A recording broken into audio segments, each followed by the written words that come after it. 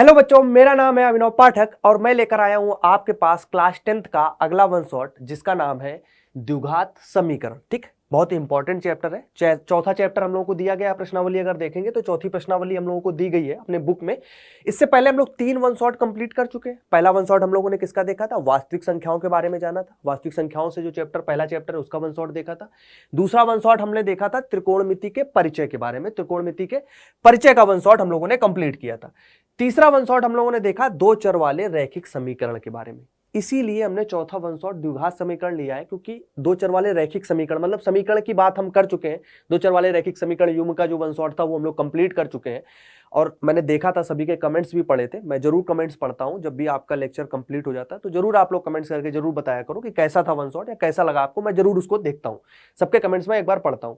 तो कुछ बच्चों की ख्वाहिश थी उसमें कि चौथे चैप्टर का मिल जाए वन शॉट जो हमारे पास द्विघात समीकरण है। वैसे सारे ही आएंगे, कुछ लोग बोल रहे थे चैप्टर वाइज सर चलने चाहिए, हम सारे ही कंप्लीट कराएंगे। ऐसा नहीं दिक्कत है कि आप परेशान ना हो कि चैप्टर वाइज नहीं आएंगे, सारे ही आएंगे।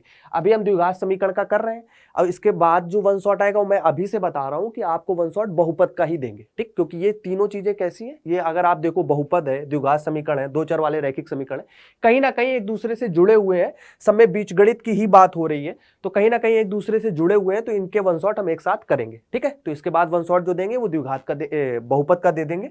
अभी जो वन शॉट चल रहा है वो हमारे पास द्विघात समीकरण का वन शॉट चल रहा है। ठीक है, और आपके हाफ ईयरली एग्जाम भी अभी चल रहे हैं, अभी जो सबके किसी के चल रहे हैं, किसी के होने हैं 8-10 दिन के अंदर ही। तो ये स्टार्टिंग के चैप्टर के वन शॉट हमने इसी वजह से दे रहे हैं ताकि आप लोग इससे रिवीजन कर सकें, अपना रिवाइज कर लें एक बार चैप्टर को। और मैं जो वन शॉट बनाता हूं उसमें ऐसा नहीं कि कोई भी टॉपिक छोड़ देता हूं, सारे इंपॉर्टेंट क्वेश्चन भी कराता हूं और जितने भी आपके टॉपिक हैं, जितने भी चैप्टर में टॉपिक दिए गए उस पूरे चैप्टर की बात करें, उस पूरे चैप्टर में जो भी लॉजिक्स है वो सारे हम यहाँ पर क्लियर करते हैं। उसके बाद ही हम अपना वन शॉट कंप्लीट मानते हैं। तो चलते हैं, आज स्टार्ट करते हैं फिर बिना किसी देरी के। द्विघात समीकरण, क्वाड्रेटिक इक्वेशन इंग्लिश में बोलते हैं, इसी के बारे में आज चर्चा करनी है। बेहद इंपॉर्टेंट चैप्टर है, इससे एक लॉन्ग क्वेश्चन भी बनता है और शॉर्ट में भी क्वेश्चंस आते हैं। तो क्या पढ़ना है, क्या क्या बातें करनी है, वो पहले हम जान लेते हैं कि इस चैप्टर में हम लोग क्या क्या बातें करने वाले हैं। तो पहले अगर हम स्टार्टिंग की बात करें तो हम लोग क्या क्या जानेंगे। 3 चीजें हैं इसमें, 3 प्रश्नावली दी गई है। अगर आप खोलोगे तो आप बुक खोलोगे तो देखोगे कि वहां पर 3 प्रश्नावली हैं। पहली प्रश्नावली हमारे पास है एक 4.1, 4.2 और 4.3। 4.1 में हम द्विघात समीकरण के बारे में जानते हैं, इसका परिचय जानते हैं कि द्विघात समीकरण होता क्या है, इसका मानक रूप कैसा है, कैसे पहचानेंगे कि ये द्विघात समीकरण है। और किसी भाषा संबंधी प्रश्न भी दिया जाता है कि भाषा के माध्यम से द्विघात समीकरण का निर्माण करना केवल सिखाया जाता है कि कैसे आप द्विघात समीकरण बनाते हैं सिर्फ लैंग्वेज को पढ़कर। उसकी बात हम 4.1 में करेंगे, उस पर आधारित हम प्रश्न भी करेंगे। दूसरी बात करें द्विघात समीकरण के हल की, तो दूसरा हमें जो अगर हम दूसरी प्रश्नावली हमें जो दी गई है 4.2, इसमें हम क्या करेंगे, इसी द्विघात समीकरण का हल जानेंगे कि कैसे द्विघात समीकरण हल किए जाते हैं। इससे पहले इसमें 2 विधियां होती थी, 3 विधियां होती थी बेसिकली। एक होती थी हमारे पास गुणनखंड विधि, पूर्ण वर्ग विधि और द्विघात समीकरण सूत्र द्वारा, द्विघाती सूत्र द्वारा या श्रीधराचार्य सूत्र बोलते थे। अब लेकिन पूर्ण वर्ग विधि हटा दी गई है। हमारे पास कौन कौन सी विधि है? एक तो गुणनखंड विधि है। ठीक, गुणनखंड विधि है ही, केवल एक ही विधि है। अगर देखी जाए तो केवल एक ही विधि दी गई है कि गुणनखंड विधि द्वारा आप द्विघात समीकरण को हल करना जानिए। ठीक, उसी को बस दिया गया है। दूसरी हम द्विघात सूत्र भी देख लेंगे क्योंकि बहुत इंपॉर्टेंट है श्रीधराचार्य सूत्र जो है, क्योंकि उसका उपयोग हमें आगे 11th में भी और 12th में भी करना है। और उसके अलावा यहीं इसी चैप्टर में जब मूलों की प्रकृति पढ़ेंगे तो वहां भी इसको हमें जानना ही पड़ेगा, सीखना ही पड़ेगा। और बेहद इंपॉर्टेंट है और बेहद इससे भी सिंपल है द्विघात समीकरण से, बस एक सूत्र ही है वहां पर जो है, तो इसे बोलते हैं द्विघात सूत्र, द्विघाती सूत्र या द्विघात सूत्र जो भी बोल सकते हो। और वैसे श्रीधराचार्य सूत्र भी बोलते हैं, वो भी आप बोला जा सकता है, कोई दिक्कत नहीं। तो 2 चीजें इसमें जान लेंगे, एक तो गुणनखंड विधि सीखेंगे जो कि अपने है भी सिलेबस में, उससे क्वेश्चन भी आएगा, और द्विघाती सूत्र के बारे में भी सीख लेंगे क्योंकि इसमें यूज होना है और आगे भी आपको बहुत काम आने वाला है। और अंतिम चीज बचती है 4.3 में, जहां हम जानेंगे मूलों की प्रकृति। मूल क्या होते हैं? अच्छा, जैसे हमने ये लिखा द्विघात समीकरण का हल, तो जो हल निकालते हो द्विघात समीकरण में, जो कुछ मान निकालते हो, कोई भी चर का जो मान निकलेगा वही उसके हल होते हैं, वही उसके मूल होते हैं। सिंपल, मूल और हल का मतलब एक ही है। जैसे कि आप बहुपद में शून्यक पढ़ते हो तो शून्यक भी क्या होते हैं? उसी बहुपद के हल होते हैं। उसी बहुपद के आप मूल भी बोल सकते हो। इसी प्रकार मूल क्या है, उसी द्विघात समीकरण के हल है, जो मान निकल कर आते हैं वही मान उसके मूल कहलाते हैं। ठीक, चलते हैं फिर बिना किसी देरी की स्टार्ट करते हैं अपने लेक्चर को, बेसिक से चलेंगे और पूरा चैप्टर अच्छे से कंप्लीट करेंगे। तो आ जाइए सभी लोग, स्टार्ट कर रहे हैं अपने लेक्चर को। सबसे पहले जो बात करनी है हम लोगों को, वो बात करनी है द्विघात समीकरण के बारे में, कि द्विघात समीकरण होता क्या है, इसका मानक रूप कैसा है, उसके बारे में पहले चर्चा करनी है। सीधी सी बात ये समझते हैं। ठीक, समीकरण के बारे में हम पहले भी बात कर चुके हैं कि समीकरण कैसे पहचानते थे। सर समीकरण हम पहचानते थे बराबर के चिन्ह से। कैसे, कि सर बराबर का चिन्ह लगा होता था, उसके LHS में कुछ लिखा होता था बाएं पक्ष में और उसके दाएं पक्ष में कुछ लिखा होता था, इससे हम समीकरण को पहचान लेते थे। ठीक, समीकरण पहचानने की बस एक ही ट्रिक है, एक ही मेथड है। जहां भी आपको ये इक्वल, जो ये समानता के चिन्ह को हमारे पास प्रदर्शित करता है, इक्वल का चिन्ह जहां भी आपको लगा मिलेगा, आप उसको समीकरण ही बोलेंगे। बेसिक यही ट्रिक है। ठीक, तो इक्वल का चिन्ह जहां पर लगा होता है उसे ही हम समीकरण बोलते हैं। अब बात आ गई द्विघात की, तो मतलब कि ऐसा समीकरण होगी जिसमें दो घात होगी। चर की अधिकतम घात कितनी होगी, 2 होगी। द्विघात समीकरण का जो बेसिक मतलब है, यहां पर क्या मतलब है कि सर चर जो होगा, चर की अधिकतम घात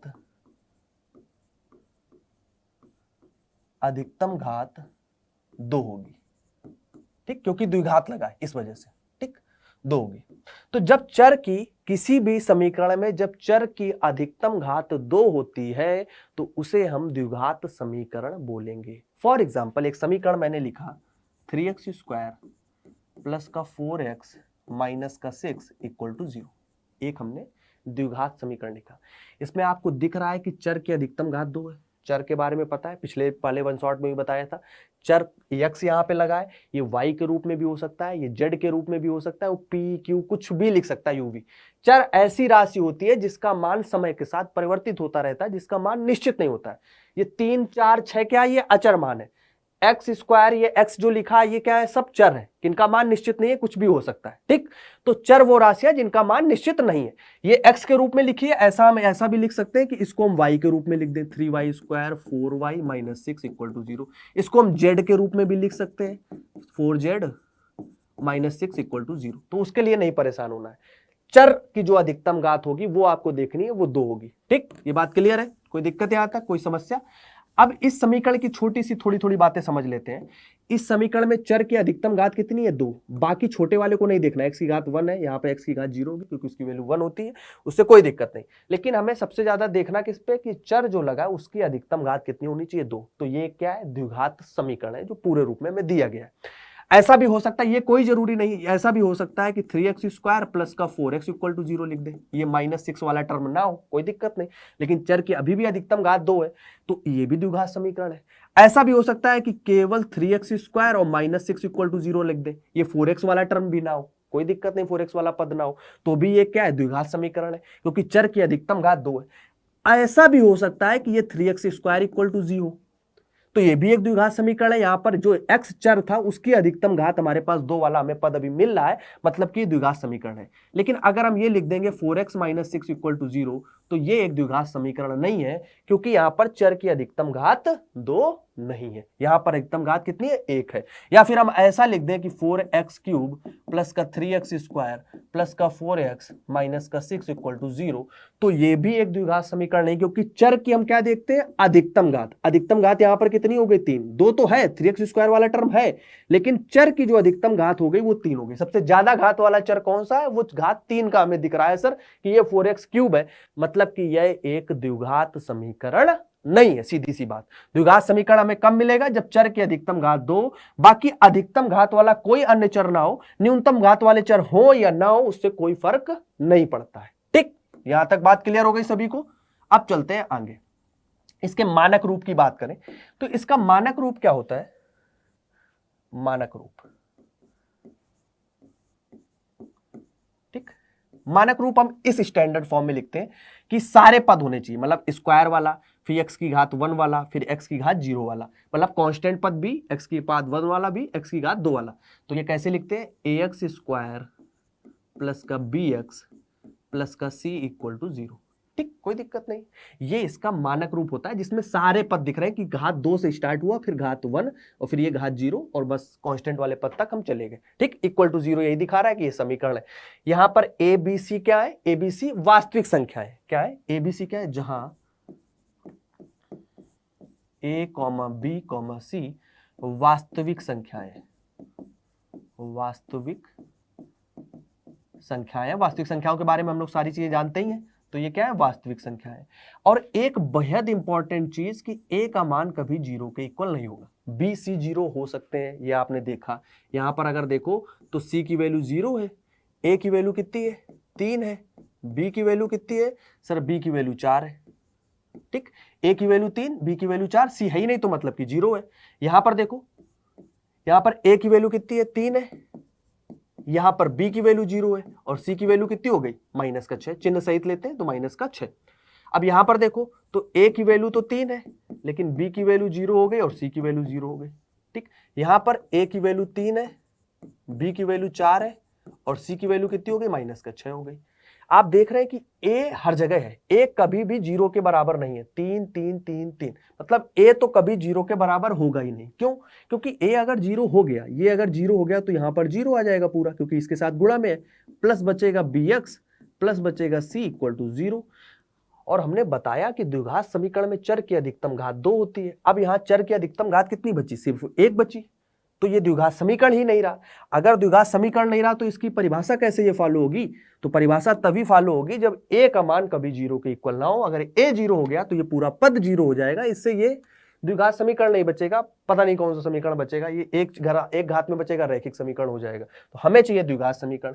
और ये क्या लिखे होते हैं? ये हमारे पास उसके गुणांक होते हैं, एबीसी, वो आप देख ही सकते हो, वो तुलना करके हम निकाल लेंगे।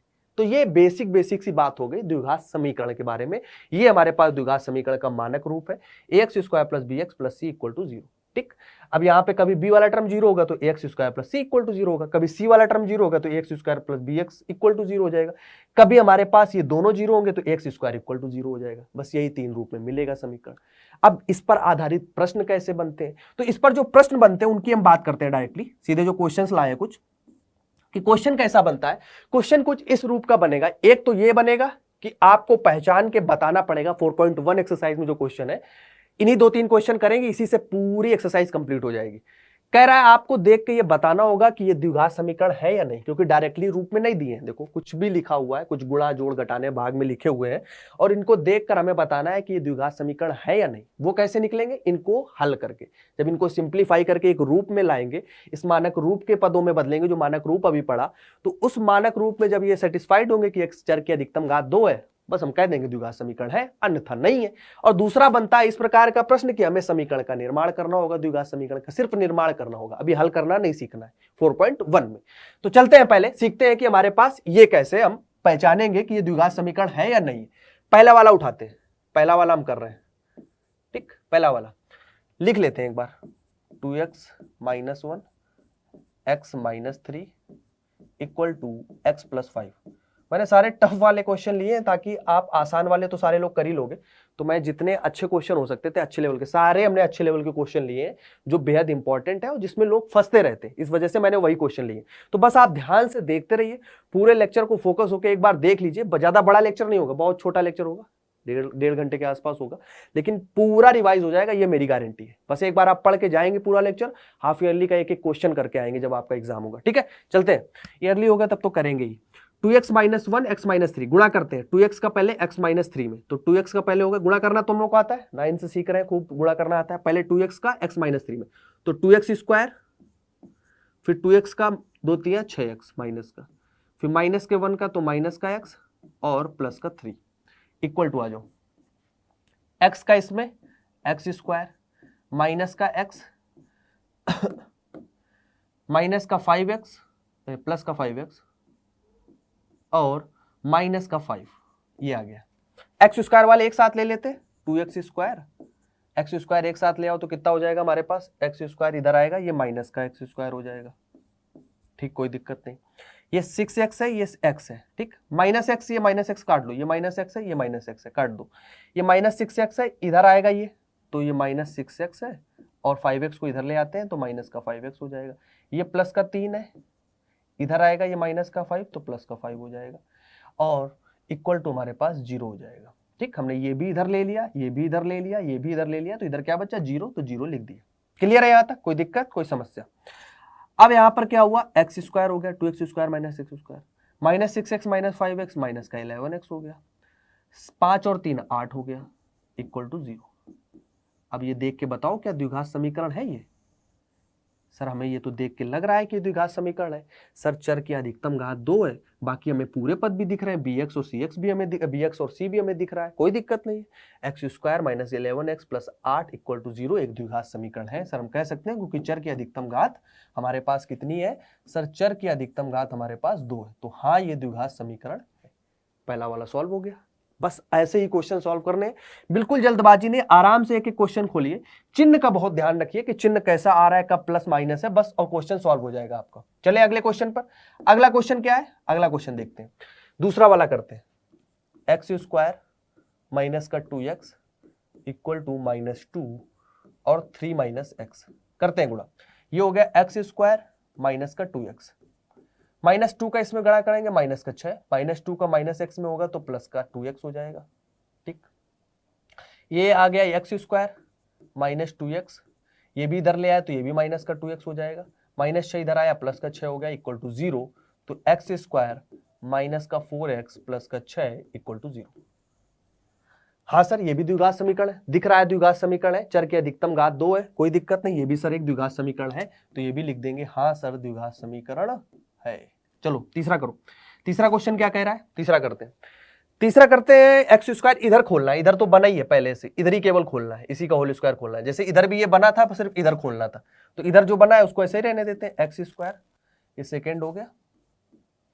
थर्ड वाला कर रहे हैं। थर्ड वाला क्या कह रहा है? एक्स स्क्वायर प्लस का 3x प्लस का 1 इक्वल टू एक्स माइनस 2 का होल स्क्वायर। इधर तो बना, इधर नहीं छेड़ो कुछ, इधर ऐसे रहने दो, x square plus 3x plus 1 ऐसे रहने दो। इसको खोल देते हैं, ए स्क्वायर ए माइनस बी के होल स्क्वायर से ए स्क्वायर प्लस का बी स्क्वायर, 2 का स्क्वायर 4 माइनस का 2ab, 2 दूना 4x। ठीक, 2 दूना 4 होता भाई, 2 दूना 4x।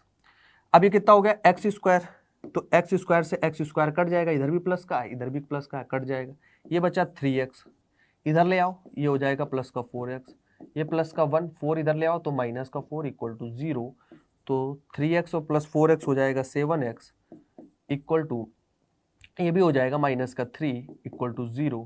तो क्या ये द्विघात समीकरण है? क्या ये द्विघात समीकरण है तीसरा वाला? नहीं सर ये तो द्विघात समीकरण नहीं है, क्योंकि यहाँ पर चर की अधिकतम घात 1 है, अतः हम ये बोलेंगे कि ये द्विघात समीकरण नहीं। तो ऊपर वाले तो दोनों थे, लेकिन तीसरा वाला द्विघात समीकरण नहीं था। लेकिन ये हम तभी पता लगा सकते हैं जब इसको हम खोलेंगे। ऐसे देखने से तो आपको सारे ही लग रहे हैं कि द्विघात समीकरण है, हो सकता है ये ना भी लग रहा हो क्योंकि इसमें एक्स स्क्वायर कहीं नहीं दिख रहा, लेकिन इसमें एक्स स्क्वायर था, इसमें एक्स स्क्वायर था, तो मतलब लग रहा था कि हो जाएगा, लेकिन इधर से एक्स स्क्वायर के साथ वो कैंसिल हो जाएगा। तो ये बाद में कैंसिल कब होगा? जब हम खोलेंगे तभी तो पता चलेगा ना। तो जब खोला तो देखा कि एक्स स्क्वायर तो सर कैंसिल हो रहा है, मतलब कि द्विघात समीकरण है ही नहीं।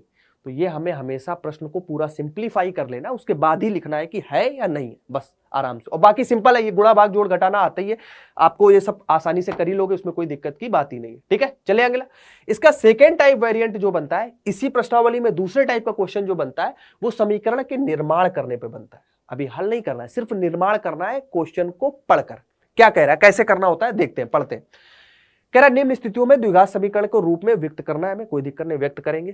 कह रहा है 2 क्रमागत धनात्मक पूर्णांकों का गुणनफल 306। इन सब बातों का बहुत मतलब आता है जब लिखता है 2 क्रमागत धनात्मक पूर्णांक, 2 क्रमागत विषम पूर्णांक, 2 क्रमागत सम पूर्णांक।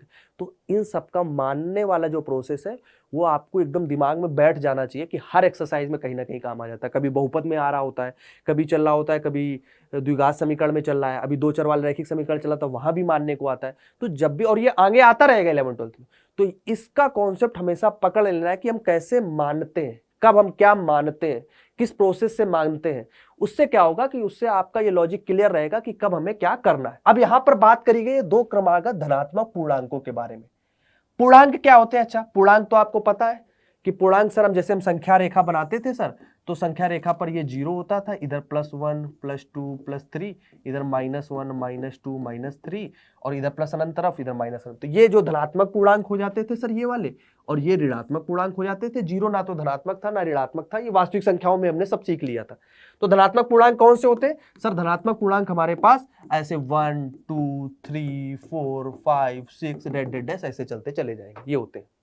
तो अगर दो धनात्मक पूर्णांक क्रमागत मानने हैं, मतलब क्रमागत का मतलब क्या, एक ही क्रम में, एक के बाद जैसे 2 या 2 के बाद 3 या 3 के बाद 4, तो आप कैसे मानेंगे? अगर हम इसको मान लो किसी को भी एक को x मान लें तो अगला हमें कैसे मिल रहा है? x+1 करने पर मिल रहा है। मान लो हमने पहला 1 हमने लिया था, 1 को हमने x मान लिया, तो हमें क्रमागत अगला पूर्णांक कब मिलेगा? जब इस 1 में हम 1 ऐड करेंगे। 1 को हमने क्या माना? x, तो x में जब 1 ऐड कर दोगे तो हमें अगला क्रमागत पूर्णांक मिल जाएगा। ये कोई जरूरी नहीं 1 आप बीच का कोई मान लो, इसको अगर आपने x माना तो अगला 5 हमें कब मिलेगा? क्योंकि क्रमागत चाहिए, तो x+1 करने पर मिलेगा। तो क्रमागत पूर्णांक हम कैसे मानेंगे? हम लिखेंगे माना, लिखते हैं यहां पर, प्रश्न का हल लिख रहे हैं,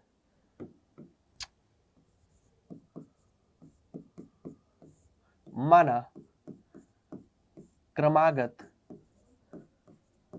बहुत आसान क्वेश्चन है, बस मानने का तरीका एक बार दिमाग में डाल लो।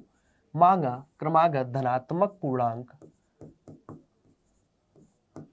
x तथा x+1 है। ठीक, हमने मान लिया कि x और x+1 जो है वो क्रमागत पूर्णांक, क्रमागत मतलब होता है क्रम में आया हुआ। तो अब प्रश्नानुसार अगर बात करो तो कह रहा है दो क्रमागत धनात्मक पूर्णांकों का गुणनफल 306। तो प्रश्नानुसार हम लिखेंगे, प्रश्नानुसार क्या लिखेंगे कि x और x+1 दोनों पूर्णांकों का जब हमने गुणा किया, x का x+1 में गुणा किया, ये तो कह रहा है गुणनफल किसके बराबर आ रहा है? 306 के बराबर आ रहा है। x का इसमें गुणा कर दो तो x² + x = 306। ये कितना आ जाएगा? x² + x - 306 = 0। बन गया ना द्विघात समीकरण। बस यहीं तक करना है। हमें क्या करना है? हमें इसको द्विघात समीकरण के रूप में व्यक्त करना था, व्यक्त कर दिया। x² + x - 306 = 0। इतना सिंपल कॉन्सेप्ट है, आराम से किया जा सकता है, कुछ नहीं, बस एक लाइन का मतलब है कि क्या मानना है। x x+1 माना, आप यहाँ पे y y+ मान सकते हो, z z+1 मान सकते हो। x मानते रहते, स्टैंडर्ड फॉलो करते हैं कि x पहले मानते, इसलिए x और x+1 निकले। आप p + p+1 मान लो, जो आपके दिमाग में लगे वो मान लो, उसकी कोई दिक्कत नहीं। तो बस ये प्रोसेस है, स्टैंडर्ड है। तो x और x+1 हमने मान लिया, ठीक है। तो ये इस टाइप से हम क्या करेंगे? समीकरणों का निर्माण करते रहेंगे। सेकेंड टाइप थोड़ा सा अच्छे लेवल का लेते हैं। ये तो हो गया सिंपल वाला, थोड़ा सा और अच्छा होगा। हाँ, ये थोड़ा अच्छा है। क्या कह रहा है देखो, उदाहरण दिया गया है आपकी एनसीईआरटी में।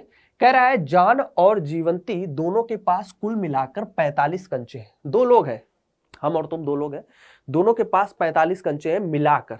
वो कैसे भी हो सकते हैं, वो 20-25 होकर हो सकते हैं, वो कैसे करके 45 है टोटल मिला के, ठीक है।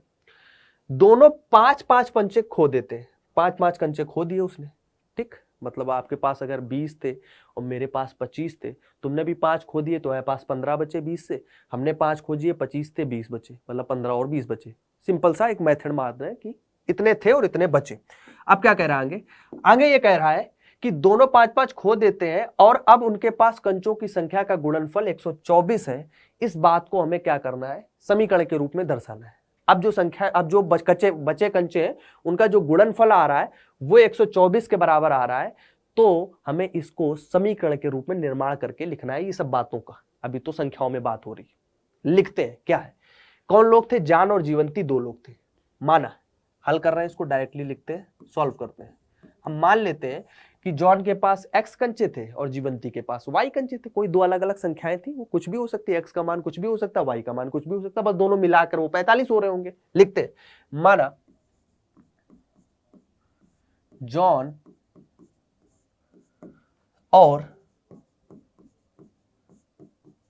जीवंती दोनों के पास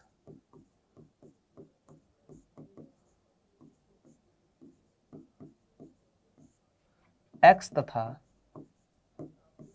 y कंचे थे।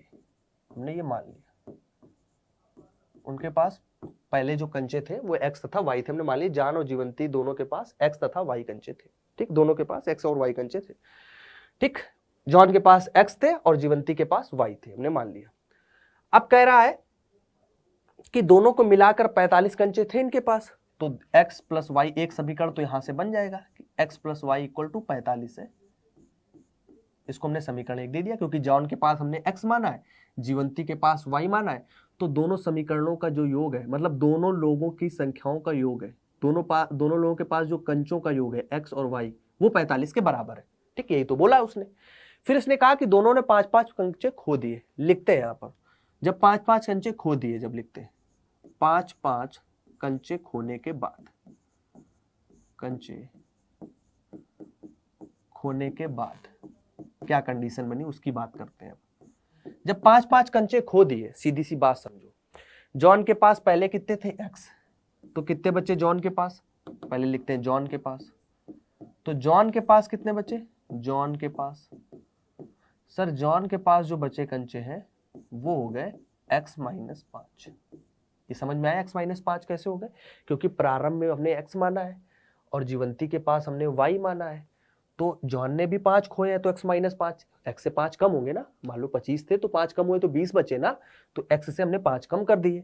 ऐसे जीवंती के पास से भी कम होंगे क्योंकि दोनों ने खोए हैं, तो जीवंती के पास भी कितने बचे, y माइनस 5।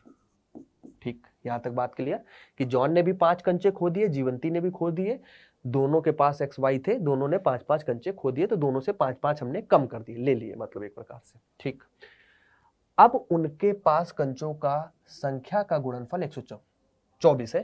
अब मतलब कि जब खो दिए उसके बाद, तो क्या है, अब अगर हम देखें, अब की बात करें, अब क्या है कि x माइनस 5 और y माइनस 5, मतलब कि जॉन और जीवंती के पास जो कंचे बचे उनकी संख्या x माइनस 5 और y माइनस 5 है, उनका गुणनफल 124 के बराबर है। यही क्वेश्चन में दिया गया है। इससे हम समीकरण का निर्माण करेंगे, लेकिन यहां पर x y दो है, एक से आप क्या करो, यहां से पहले समीकरण से चाहे x का मान निकाल कर यहां रख दो, चाहे y का मान निकाल के यहां रख दो, इससे एक द्विघात समीकरण हमें एक चर में मिल जाएगी। तो यहां से हम क्या करते हैं, समीकरण 1 से हम क्या करें, इसको ना समीकरण 1 देख के एक काम करते हैं, यहां पर हम यहां से किसी की वैल्यू निकाल लेते हैं, मान लो y बराबर निकाल ले, y बराबर यहां से निकालते हैं, x को इधर भेज देते हैं, तो कितना हो जाएगा 45 माइनस x, इसको हमने दे दिया समीकरण 1। ठीक, अब यहां पर लिखते हैं समीकरण 1 से, समीकरण 1 से 1 से हम क्या करते हैं, y की वैल्यू यहां उठाकर रख देंगे, तो x में 1 हमें द्विघात समीकरण मिल जाएगा। अब यहां पे रख देते हैं x माइनस 5, यहां पर y की जगह क्या रख देंगे, 45 माइनस x रख दो, 45 माइनस x और माइनस का 5 इक्वल टू 124, तो ये क्या हो जाएगा, x माइनस 5, 45 से 5 चले जाएंगे तो 40 माइनस x इक्वल टू 124। ये कुछ इस रूप की हमें समीकरण मिल जाएगी। अब इसको हमें हल करना है, इसको थोड़ा सा द्विघात समीकरण बनाने के लिए हमें गुणा करना पड़ेगा, तो गुणा करते हैं, x का 40 में गुणा हुआ तो 40x, x का x में हुआ तो माइनस का x स्क्वायर, माइनस 5 का 40 में हुआ तो माइनस 5 40 5 को 20 मतलब कि 200, माइनस का माइनस 5 का माइनस के x में हुआ तो प्लस का 5x और इक्वल टू 124। ठीक, अब यहां से कितना बचा ये हमारे पास 40x है, ये 5x है, 40x और 5x मिलके कितना हो गया 45x माइनस का x स्क्वायर, ये माइनस का 200 है, 124 है, 124 को हम इधर ले आते हैं, माइनस का 124 इक्वल टू 0। ठीक, तो 45 से x स्क्वायर x माइनस का x स्क्वायर माइनस 200 माइनस का 124 जुड़ जाएगा तो माइनस का 324 हो जाएगा, तो माइनस 324 इक्वल टू 0। इसका गुणांक प्लस का करना है, इसको ऐसा करो, इसको भी उस साइड लिख लो, उसको भी इस साइड लिख लो, इसको भी इस साइड ले जाते हैं, एक्स स्क्वायर को भी हम 0 के उस साइड ले जाते हैं, तो यहाँ पे हो जाएगा प्लस का एक्स स्क्वायर, 45x को भी 0 के उस साइड ले जाते हैं तो माइनस का हो जाएगा 45x, और माइनस 324 को भी हम उस साइड ले जाते हैं तो माइनस का है तो उस साइड जाके प्लस का 324 हो जाएगा और इक्वल टू 0 हो जाएगा। ठीक, आप ये इक्वल टू 0 इधर भी लिख सकते हो, उसकी कोई दिक्कत नहीं, चाहे आप ये लिख लो, ऐसा किसी को लगे कि सर हम उस साइड ले गए तो इक्वल टू 0 इधर बचा, किसी को अगर ये लगता है कि सर हम इसको सब उस साइड ले गए थे तो हम इक्वल टू 0 सर इधर बचा, तो भी कोई दिक्कत नहीं, ये भी आंसर सही है। आप चाहो तो इस साइड लिख लो, बाकी इस व्यापक रूप में हम इधर लिखते हैं तो इसलिए हमने क्या किया, इक्वल टू 0 लिख लिया। वो बात का मतलब एक ही है, चाहे इक्वल टू 0 आप इधर लगा लो चाहे इधर लगा लो, बात का मतलब वो सेम है। तो ये हमें क्या मिल गया, ये हमें द्विघात समीकरण मिल गया। व्यक्त कर लिया हमने, कोई समस्या लगी, अच्छा क्वेश्चन था, इंपॉर्टेंट क्वेश्चन था। ऐसे क्वेश्चन बनते हैं जब आपका एग्जाम होगा, आप देखेंगे कि यही क्वेश्चन इसी प्रकार के मिलेंगे। जब आप हाफ ईयरली एग्जाम दे रहे होंगे तो भी आपको दिखेगा। क्या कह रहा था, एक बार मैं फिर से इस क्वेश्चन को रिपीट कर देता हूं। जॉन और जीवंती दोनों के पास कुल 45 कंचे थे, 5-5 कंचे खो देते। अब उनके पास कितने कंचे हैं वो हमें बताने हैं। उनके पास कंचों की संख्या का गुणनफल भी हमें दिया गया, और कंचों क्या कितने होंगे उसका हमें सिंपल अभी समीकरण रूप देना है, अभी हल नहीं करना है इसे बस। तो हमने क्या किया, मान लिया कि जॉन और जीवंती के पास एक्स और वाई थे, वो आप कुछ भी मान सकते हो, पी और क्यू मान सकते हो, कोई दिक्कत की बात नहीं। ठीक, दोनों का योग 45 दिया गया था। यहां से हमने एक काम किया, हमने x की एक वैल्यू निकाल लो चाहे y की निकाल लो। आप ये भी कर सकते थे, कोई अगर सोचे कि x बराबर हम सर 45 माइनस वाई लिख सकते थे। आप x की वैल्यू अगर निकालते तो यहां पर x की जगह रखते। हमने y की वैल्यू निकाली इसलिए हमने y की जगह रख दी, बस, और कुछ नहीं करना है। ठीक, तो ये हम कर सकते हैं, यहां से किसी की एक की निकाल लो, क्योंकि हमें आगे देखा जरूरत पड़े, हमने पहले नहीं निकाली थी। जब हम यहां पहुंचे तो हमने देखा कि हमें जरूरत पड़ेगी, इसलिए यहां पर निकाल दी। फिर हमने मान लिया कि 5-5 खो गए तो x से 5 कम हो गए, y से भी 5 कम हो गए, दोनों का गुणनफल 124 हो गया। x -5 y -5, y की जगह हमने यहां से वैल्यू उठा के रख दी 45 माइनस। अगर हम यहां से x की रखते तो y में हमें द्विघात समीकरण मिल जाती, y की रख दी है तो x में एक द्विघात समीकरण मिल गई, बस इतना ही अंतर आएगा। लेकिन आंसर दोनों सही होंगे, कोई दिक्कत नहीं, कोई जो भी नहीं, x में निकालो, y में निकालो, p में निकाल दो, q में निकाल दो, जिसमें मन करे उसमें निकाल दो, द्विघात निकाल दो। इनका गुणनफल 124 है, हल कर लिया, क्वेश्चन कर लिया, आंसर आ गया। क्लियर है सभी को? तो बस दो ही टाइप के क्वेश्चन बनते हैं 4.1 से, इससे बाहर से क्वेश्चन नहीं बनेगा। इतने में ही आपका भला हो जाएगा, आपका काम हो जाएगा सारे क्वेश्चन का। ठीक है, तो कैसी लग रही है क्लास, एक बार जरूर हम लोगों को बताते रहो कि कैसी लग रही है आपको क्लास। कोई दिक्कत तो नहीं, कोई बोर तो नहीं हो रहा, बताते रहना, कोई ऐसा तो नहीं लग रहा कि क्या ही है। चले आगे स्टार्ट करें। अब चलते हैं अगले पार्ट पर, इसी का आगे वाला पार्ट है जिसमें हमें बात करनी है इनके हल के बारे में। अभी तो निर्माण करना तो सीख लिया, पहचानना सीख लिया कि कैसे द्विघात समीकरण बनता है, क्या होता है और कैसे उनका निर्माण किया जाता है। अब अगर हल भी करना तो सीखना चाहिए, निर्माण ही क्या करना, उसको हल भी तो करना है। हल करना मतलब उसके मूल निकालना, तो उसके मूल निकालना हम सीखेंगे, उसको हल करना सीखेंगे। बेसिक से यहाँ पर दो विधियां हम सीखेंगे। द्विघात समीकरण का हल, तो द्विघात समीकरण हल करने का मतलब है उसके मूल निकालना। हम दो विधियां आपको सिखाएंगे। बेसिकली मोस्ट इंपॉर्टेंट जो है आपकी वो गुणनखंड विधि है, जो आपके सिलेबस के अकॉर्डिंग है, इसको हम सीखेंगे, इससे क्वेश्चंस करेंगे और क्वेश्चन इसी में उपयोग लेंगे। बाकी हम बेसिक नॉलेज आपको द्विघात सूत्र के बारे में भी दे देंगे, जिससे आपको आइडिया बना रहे कि होता क्या है द्विघात सूत्र। ठीक, दो विधियों के माध्यम, इसमें तो केवल एक सूत्र है, वो सूत्र ही बताना है, वो बता देंगे आपको। गुणनखंड विधि में हम सीख लेंगे कि कैसे गुणनखंड करते हैं। वैसे बहुत लोगों को आती भी होगी, क्योंकि 9th में भी आपने बहुपद में गुणनखंड किए थे और भी आप गुणनखंड करते रहे हैं, तो आपको गुणनखंड का आइडिया है कि गुणनखंड कैसे होते हैं। वही फैक्टर करना सीखेंगे तो द्विघात समीकरण का गुणनखंड करेंगे। सीखते हैं, सीधे चलते हैं पहली विधि के पास चलते हैं कि गुणनखंड विधि में कैसे हमें गुणनखंड विधि को सॉल्व करना है क्वेश्चन, उसी की सबसे पहले चर्चा करते हैं। तो पहली विधि है हमारे पास गुणनखंड विधि। गुणनखंड विधि की बात करें, इसको एक एग्जाम्पल के माध्यम समझते हैं तो अच्छे से क्लियर होगा। फॉर एग्जाम्पल एक हमने क्वेश्चन लिया, क्या करना होता है वो बात समझते हैं। x² प्लस का 6x प्लस का 8 इक्वल टू 0, ये हमने एक द्विघात समीकरण ले लिया, दिख रहा है सबको। चर की अधिकतम घात 2 है, एक द्विघात समीकरण है, इसके हमें गुणनखंड करने।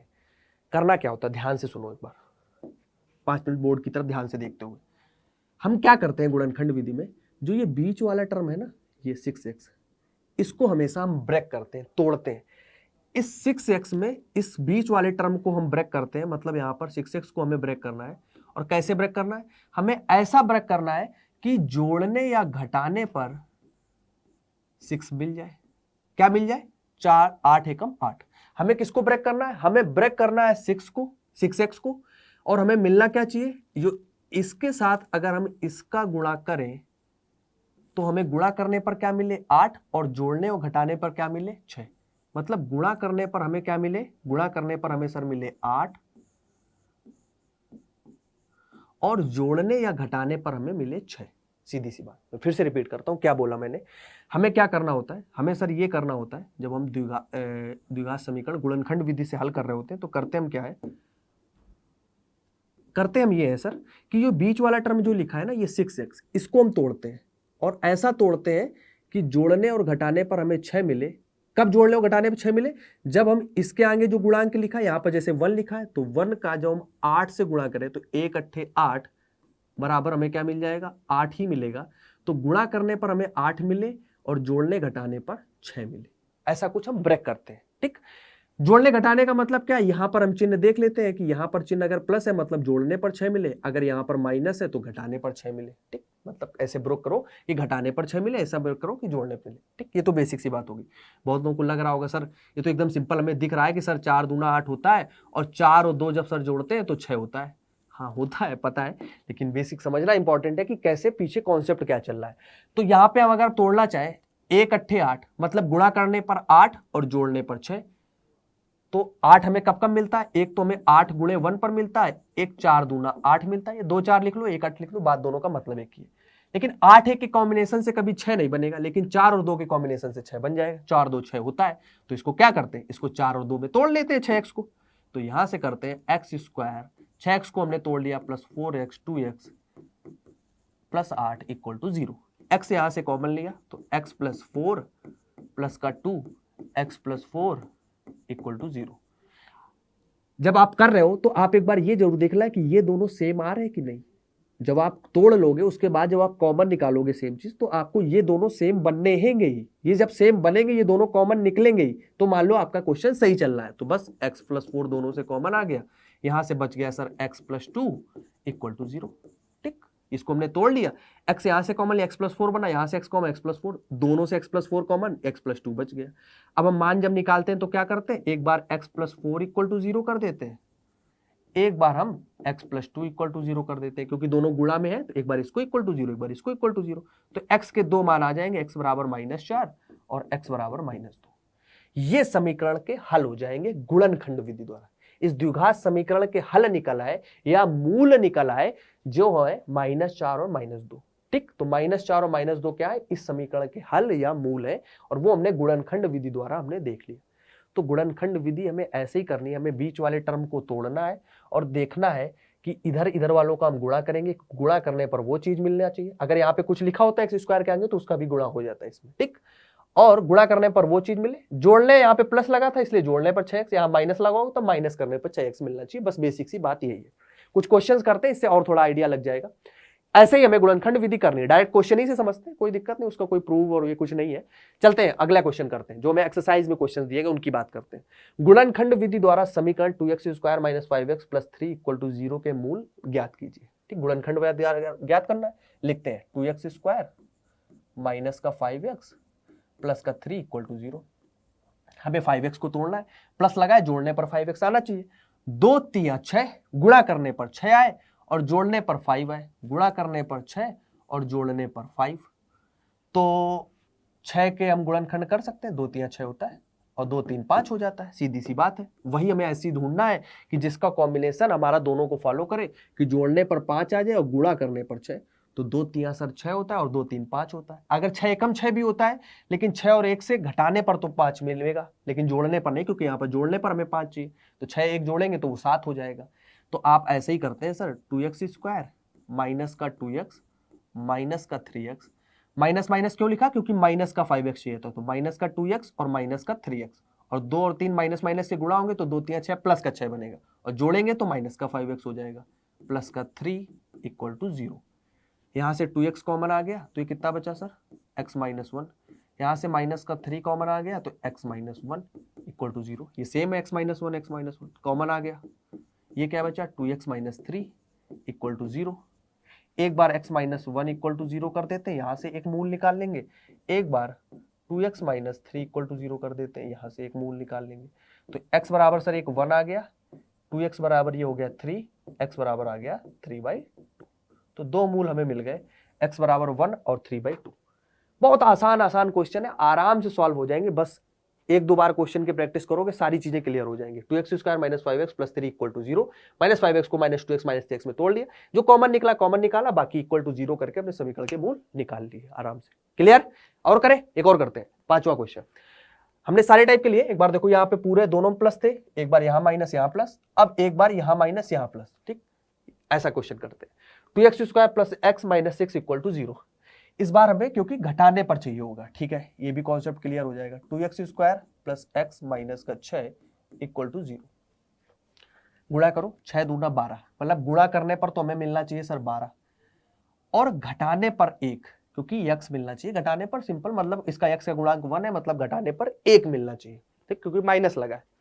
अगर घटाने पर 1 मिलना चाहिए तो 12 कैसे मिलेगा, 6 दूना 12, 6 2 से घटाएंगे तो 4 ही मिलेगा, 4 तिया 12, 4 से अगर हम 3 घटाएंगे, 4 तिया 12 होता है, 4 से 3 घटाएंगे तो 1 मिल जाएगा। तो बस 4 और 3 में तोड़ लेते हैं, क्या दिक्कत है, तोड़ो 4 और 3 में, तो कितना हो जाएगा 2x स्क्वायर प्लस का 4x माइनस का 3x। माइनस का 3x क्यों, क्योंकि 4x से 3x कम करेंगे तो प्लस का x मिल जाएगा, माइनस का 6 इक्वल टू 0। अब 2x कॉमन ले लिया तो ये कितना बचेगा x, यहाँ कितना बचेगा 2, ठीक, 2 दूना 4, क्योंकि x तो कॉमन आ गया, 2 दूना 4 हो गया, माइनस का 3 कॉमन ले लो तो x माइनस भी कॉमन है तो प्लस का 2 इक्वल टू 0। यहां पर बचा है x प्लस 2, ये बचा 2x माइनस 3 इक्वल टू 0। एक बार x प्लस 2 इक्वल टू 0, एक बार 2x माइनस 3 इक्वल टू 0। तो यहां से आ गया x बराबर माइनस 2, यहां से आ गया 2x बराबर 3, x बराबर 3/2। ये दो मान आ गए, क्लियर। फिर से दो मूल निकाल लिए हमने आराम से, बहुत आसान है, बेहद आसान है, बस आराम से हमें बीच वाले पार्ट को ब्रेक करना है, जो कॉमन निकलना है वो कॉमन निकालना है और आराम से उसको x की वैल्यू इक्वल टू 0 करके निकाल लेनी है x की वैल्यू। हो गया, बढ़िया, पांचवा क्वेश्चन भी। अब एक क्वेश्चन और रहता है बच्चों के मन में, रूट वाला क्वेश्चन सर करा दीजिए। रूट वाले क्वेश्चन में बहुत डाउट रहता है कि सर रूट वाले का गुणनखंड नहीं होना, तो मैं इसी इंपॉर्टेंस की वजह से लाया हूं। अच्छा क्वेश्चन है आपकी एक्सरसाइज का और इंपॉर्टेंट भी है, पूछा भी गया काफी बार, तो कर लेते हैं, क्या है रूट का मतलब वो समझ लेते हैं पहले। अच्छा एक दो चीजें समझ लो, अच्छा पहले समझ लेते हैं। अच्छा जैसे ये 2 लिखा है और एक √2 लिखा है, पहले छोटी सी बातें समझ लेते हैं कुछ। 2 का मतलब क्या होता है, 2 की घात 1 होता है, सीधी सी बात, ये कोई दिक्कत तो नहीं, कोई समस्या तो नहीं। 2 लिखा है मतलब 2 की घात 1 2 होता है। अगर √2 लिखा होता है तो रूट का मतलब क्या होता है, इसकी घात 1/2। रूट का बात सबको पता है ना, कि रूट जब लगा होता है उसका मतलब ही यही होता है। जैसे ये √3 लिखा है तो √3 का मतलब क्या है, 3 की घात 1/2। रूट 1/2 घात को दर्शाता है। जैसे किसी किसी के ऊपर क्या लिखा होता है, यहाँ 3 लिखा, यहाँ पर कहो 3 लिख दे छोटा सा, तो उस बात का मतलब क्या होता है, 3 की घात 1/3। यहाँ अगर 4 लिख देगा तो 3 की घात 1/4, जैसे यहाँ 4 लिख दे और यहाँ पर √3 लिख दे, तो 4 अगर इस पे छोटा सा लिखा है तो का मतलब क्या होता है कि 3 की घात 1/4 है। ये घात और करणी में आपने पढ़ रखा होगा वैसे, तो रूट का मतलब 1/2 घात होता है, ये सबको पता है ना, ये छोटी सी बात है, मैंने बता दिया आपको। अब क्वेश्चन पर आते हैं, क्वेश्चन क्या कह रहा है। क्वेश्चन वैसे सॉल्व हो जाएगा, √2x² प्लस का 7x प्लस का 5√2 इक्वल टू 0। फिर से वही काम करना है कि हमें 7x को तोड़ना है और इन दोनों का गुणा करना पड़ेगा। तो √2 का गुणा किसमें हो जाएगा सर, √2 गुणे 5√2 होगा। तो √2 गुणे 5√2 क्या होगा, किसी को आइडिया क्या होगा सर, √2 का √2 से गुणा 2, 5 से गुणा मतलब कि 5 दूना 10 हो जाएगा। कैसे 10 हुआ, अच्छा देखो, √2 का मतलब क्या होता है, 2 की घात 1/2 गुणे 5, इस पे क्या है, ये गुणा लगा है बीच में।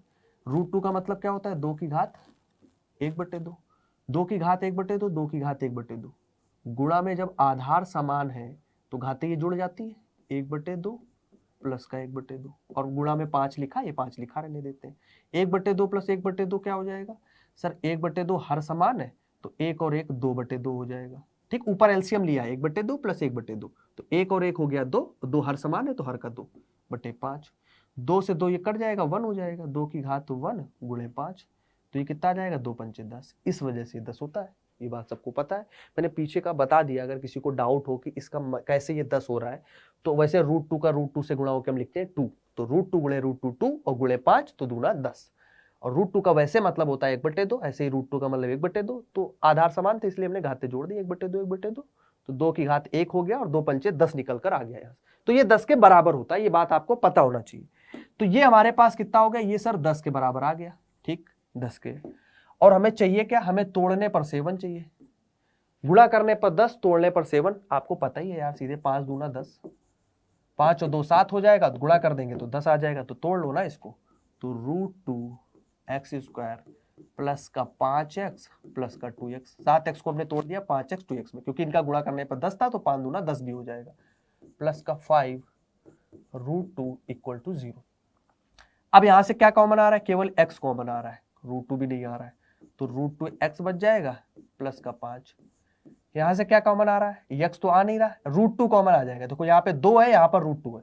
अगर एक तरफ 2 है, इधर मान लो √2 है, तो यहां से अगर हम √2 कॉमन ले सकते हैं ना, क्योंकि हमें पता है कि ये 2 को हम क्या लिख सकते हैं सर, इस 2 को हम क्या कर सकते हैं, इस 2 को हम √2 गुणे √2 लिख सकते हैं, प्लस √2 ये वाला √2।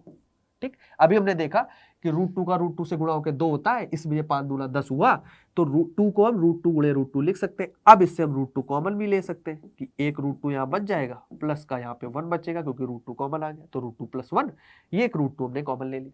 सेम यही हम यहाँ पर करते हैं, √2 हम कॉमन लेते हैं, 2 से क्या बचेगा, ये सर √2 बचेगा, क्योंकि √2 और √2 मिलकर 2 हो जाएगा। x, ये √2 बाहर आ गया, बचा क्या, केवल 5 = 0। देखो जो चीज यहां पर लिखी वही चीज यहां पर लिखी, मतलब सही चल रहा है, हम लोग एकदम सही चल रहा है, कोई दिक्कत की बात नहीं। अब आगे यहां से कॉमन ले लो, √2x + 5x + √2 = 0, ये हो गया। अब एक बार √2x + 5 = 0, एक बार हम क्या करेंगे, x + √2 = 0। तो यहां से हो गया सर √2x, 5 को उधर ले गए तो -5 हो गया, x बराबर क्या आ गया, -5/√2, गुणा में था भाग में आ गया। एक यहां से निकाल लेते हैं, x बराबर सीधे -√2। तो दो मान हमारे पास x के आ गए, एक हमारे पास क्या आ गया, एक सर हमारे पास आ गया 5/√2 माइनस का, एक x बराबर -√2। किसी को इस क्वेश्चन में डाउट, कोई समस्या? इंपॉर्टेंट क्वेश्चन है आपके half yearly exam point of view से भी और board exam point of view से भी इंपॉर्टेंट है, क्योंकि रूट में बच्चे अक्सर फंस जाते हैं। फंस क्या जाते हैं, उन्हें बहुत डर लगता है कि रूट क्या है। अभी तो रूट आगे बहुत पढ़ना है यार, 11th में पढ़ना है, 12th में पढ़ना है, और ये बहुत आसान हो जाएगा, बहुत सिंपल लगेगा, तो डरना नहीं है। और रूट आप ऐसा नहीं कि अभी पहले देखे नहीं है, पढ़े हैं खूब, तो वैसे ही करना है, जैसे अभी नॉर्मल कर रहे थे वैसे ही करना है। बस हमें √2 के बारे में जानकारी रखनी है कि √2 का मतलब क्या है, √2 का √2 से मल्टीप्लाई हो रहा था, 2 क्यों हो रहा है, क्योंकि उसमें घात 1/2 हो जाती है, वो जुड़कर 2 की घात 1 बनाती है, वो 2 होता है, इस वजह से ऐसे हल करते हैं। तो ये क्वेश्चन एक बार फिर से आप लोग लगाओगे बिना देखे अपनी कॉपी पर, एक बार देखकर, एक बार बिना देखकर आपने कॉपी पे लगाओगे, आपको पूरा कॉन्फिडेंस आ जाएगा और फिर आप गलत नहीं करोगे। अगर यहां पर कुछ बदलता भी है तो भी गलत नहीं करोगे, क्योंकि इसी पैटर्न के हिसाब से आपको चलना है। ठीक है, चले आगे। तो बढ़िया क्वेश्चन था। आगे स्टार्ट करते हैं अपना अगला टॉपिक, द्विघात सूत्र के बारे में जान लेते हैं, जिसे श्रीधराचार्य सूत्र भी बोलते हैं। ठीक, द्विघाती सूत्र के बारे में जान लेते हैं। डायरेक्टली एक सूत्र है, समझ लेते हैं कि होता क्या है, कि द्विघात सूत्र है क्या। द्विघात सूत्र के बारे में अगर एक बात करें, हमें द्विघात समीकरण का मानक रूप पढ़ लिया था, ax² प्लस का bx प्लस का c = 0। ये हमने मानक सूत्र पढ़ लिया था, ax² plus bx plus c = 0। तो डायरेक्टली हम सूत्र लिखते हैं, x बराबर प्लस माइनस x बराबर माइनस का b plus minus under root के अंदर b² माइनस 4ac/2 है। ये डायरेक्टली सूत्र होता है, इसे ही हम श्रीधराचार्य सूत्र या द्विघात सूत्र बोलते हैं। डायरेक्टली मान निकालने के लिए, अभी पहली बार जब देखता है आदमी, अभी तो आप देख चुके होंगे, वैसे पहली बार देखता है तो डरता है कि क्या ही है, लेकिन वो गुणनखंड विधि से भी सिंपल है। इसका एक क्वेश्चन करके देखते हैं, तब अच्छे से समझ में आ जाएगा। एक काम करते हैं, एक क्वेश्चन करते हैं, पीछे से कोई क्वेश्चन उठा लो। मान लो पहला जो हमने लिया था x² + 6x + 8, इसी को ले लेते हैं, x² + 6x + 8 = 0। इसी को हम क्या करते हैं, पहले गुणनखंड विधि से हल किया था, अब द्विघात सूत्र के द्वारा हल करते हैं। ये डायरेक्टली सूत्र होता है, बस यही सूत्र होता है, कुछ नहीं, फार्मूला है, याद रखना है और कुछ नहीं करना है। इसका कोई प्रूफ नहीं पूछने वाला, सब कुछ डायरेक्टली है, सीधे फार्मूला याद रखना है, वैल्यू रखनी है, निकाल देना है। पहले तुलना कर लेनी है, द्विघात सूत्र से तुलना कर लो। अगर द्विघात सूत्र से तुलना करें तो a बराबर यहाँ पर कितना है, 1 है, ax² होता है, a की वैल्यू 1 है, b की वैल्यू 6 है, b की वैल्यू 6 है और c की वैल्यू 8 है, तो c की वैल्यू 8 है। रखो तो x बराबर क्या हो जाएगा, ठीक, जो भी चर है यहाँ पे x, क्यों, क्योंकि यहाँ पर x चर था। अगर ये y के रूप में है तो y बराबर, ये z के रूप में है तो z बराबर, जो भी चर है उसके बराबर, उसी के मान निकाल रहे हैं ना। माइनस का b, तो माइनस का 6 प्लस माइनस अंडर रूट के अंदर 6 का स्क्वायर, मतलब 6 का स्क्वायर डायरेक्टली लिखते हैं, 36 हो जाएगा। 36 माइनस का 4, स्टेप बाय सी लिखते हैं यार, यहाँ हो जाएगा 6 b का स्क्वायर, मतलब 6 का स्क्वायर माइनस का 4ac, तो 4a हमारे पास क्या है, a हमारे पास है 1 और c हमारे पास क्या है 8, तो c हमारे पास है 8 बटे में हमारे पास 2, ए हमारे पास क्या है 1 मल्टीप्लाई 1, सबकी वैल्यू रख दी, कुछ नहीं किया। बी की वैल्यू 6 थी, रख दी, बी स्क्वायर रख दिया, 6 का स्क्वायर 4ac, ये पूरे फार्मूले में सब वैल्यू रख दी हमने बस। अब x बराबर क्या हो जाएगा माइनस का 6, प्लस माइनस ऐसे रहने दो, अंडर रूट के अंदर देख लेते हैं क्या आ रहा है। 6 का स्क्वायर हो गया 36, 8 चौको को हो गया 32 और बटे में हो गया 2। ठीक, क्या बन गया सर, बन गया x बराबर माइनस का 6 प्लस माइनस 36 से 32 चले गए तो कितना बचा 4, सर ये बचा 4/2। ठीक सर, 4 को हम क्या लिख सकते हैं, 4 को हम सर लिख सकते हैं सिर्फ 2, क्योंकि अंडर रूट 4 की वैल्यू क्या होती है 2, तो इसलिए हमने लिख दिया 2। बस ऐसे ही आपको यहां तक हल कर लेना है। बस इसके बाद लास्ट सिस्टम में एक काम करना है कि एक बार ये प्लस लेकर कैसे, मतलब x की 2 वैल्यू आएंगी, क्योंकि द्विघात समीकरण है 2 में आएंगे, -6 प्लस 2/2 कॉमा -6 माइनस का 2/2 ले लो, बस और कुछ नहीं करना है। जैसे अभी तक हल कर रहे थे, रूट हल कर लिया, ये प्लस माइनस लगा था तो एक बार प्लस के साथ -6 प्लस का 2 ले लिया और -6 माइनस का 2 ले लो, बस और कुछ नहीं करना है। अब x के यहाँ से 2 मान तुम्हें पता चल गए कि -6 और +2 माइनस का 4, 2 से भाग कर देंगे तो माइनस का 2 आ जाएगा। सर -6 और -2 -8, 2 से भाग कर देंगे तो माइनस का 4 आ जाएगा। तो x के 2 मान आ गए सर -2 और -4। वही सेम मान है ना जो हमने पहले निकाले थे। कहाँ निकाले थे, ये -2 और -4 ही निकाले थे ना। तो कोई भी विधि लगाओ आंसर सेम आएगा। तो गुणनखंड विधि से भी -2 -4 आया हमने देखा, और जब हमने श्रीधाराचार्य विधि लगाई तो भी -2 और -4 आया। कोई परेशानी की बात नहीं, आप डायरेक्टली सूत्र लगाओ, आराम से आंसर आ जाएगा। ठीक, वैसे इस सूत्र का क्वेश्चन हमें नहीं करना है जो एनसीईआरटी नए सिलेबस के हिसाब से और यूपी बोर्ड में ने भी हटा दिया है। ठीक है, लेकिन कुछ बोर्ड से रखा भी है तो उसको भी, जो बच्चे और भी दूसरे बोर्ड से हैं तो उनको अगर सिलेबस में है तो आप डायरेक्टली कर सकते हो, कोई दिक्कत नहीं। तो हमने पता होना जरूरी था क्योंकि आगे हमें यूज भी करना है, 11th में भी यूज करना है, 12th में भी यूज करना है, इसलिए बहुत इंपॉर्टेंट है और सिंपल भी है क्योंकि डायरेक्टली सॉल्व करना है और रूट सॉल्व करना इतना मुश्किल नहीं, आराम से सॉल्व हो जाएगा। ठीक है, कर लेंगे। तो डायरेक्ट हमें एबीसी के मान रख के सॉल्व करना है और वैसे ही सेम आंसर आएगा। ये बात हो गई अभी तक हमारे पास द्विघात समीकरण को हल करने के बारे में बात हो गई। अब इस पर कुछ क्वेश्चन बनते हैं, ये तो हमने डायरेक्ट क्वेश्चन देखे कि डायरेक्ट इनके गुणनखंड करो, इनके गुणनखंड करो। कुछ क्वेश्चन बनते हैं कि समीकरण का निर्माण भी करना पड़ता है, निर्माण करने के बाद फिर विधि कोई लगाकर उस विधि से हमें उसके मूल निकालने पड़ते हैं, हल निकालने पड़ते हैं और यह संख्याएं वो हमें ज्ञात करनी पड़ती है, सारे काम करने पड़ते हैं। जो 4.1 में सीखा और 4.2 में सीखा उस पूरे का उपयोग करना पड़ेगा इसी 4.2 पे। क्या करना पड़ेगा कि दो संख्याएं में ज्ञात करनी है जिनका योग 27 है, गुणनफल 182, मतलब पहले निर्माण करो समीकरण का, फिर निर्माण के बाद जो आपने गुणनखंड विधि पढ़ी है उस विधि से आप क्या करो, इसके मूल निकालो, इसका हल निकालो। करते हैं, कोई आसान काम है, तो आपने सब चीजें सीख ही ली, जैसा आप बोल रहा है वैसा करना है। कह रहा है ऐसी दो संख्याएं ज्ञात कीजिए जिनका योग 27 है, गुणनफल 182 है। ऐसा टाइप का एक क्वेश्चन किया था पूर्णांक जब हमने लिए थे, इसी टाइम में है क्वेश्चन। यहां पर दो संख्याएं अलग अलग संख्याएं हैं तो एक्स वाई हम मान लेंगे क्योंकि अलग अलग संख्या है, तो लिखते हैं माना, हल लिखते हैं इसका, हल। हल क्या लिखते हैं, माना संख्याएं एक्स तथा वाई है, कोई दिक्कत नहीं, हमने मान लिया, मानने पर तो दुनिया कायम है, कोई दिक्कत नहीं। जिनका योग 27 है तो x प्लस वाई जो है वो 27 के बराबर है, इसने कहा ऐसा, हमने कर दिया, समीकरण 1 बन जाएगा यहां से, कोई दिक्कत नहीं। x प्लस वाई बराबर हमारे पास 27 है, इसको हमने समीकरण 1 दे दिया। प्रश्नानुसार अगर बात करें लिख देते हैं यहां पर, अच्छा लगेगा। प्रश्नानुसार x plus Y equal to 27। कह रहा गुणनफल इनका जो है, गुणनफल किनका, संख्याओं का, संख्याएं हमने मान रखी है, कितना है 182 है, ये सेकेंड समीकरण है। अब समीकरण 1 से चाहे x की वैल्यू उठाकर यहां पर रख दो, चाहे y की वैल्यू उठाकर यहां पर रख दो, एक द्विघात समीकरण बन जाएगा, उसे हल कर लेंगे। यहां पर x y इक्वल टू 182 हमें दिया ही गया है। इस समीकरण से किसी एक का मान निकाल लो और इसमें रख दो, चाहे x का निकाल लो चाहे y का, जो आपके दिल में इच्छा करे उसका निकाल लो और इसमें रख दो, आपका आंसर आ जाएगा। क्या करना है, हम क्या करते हैं, समीकरण 1 से बात करते हैं।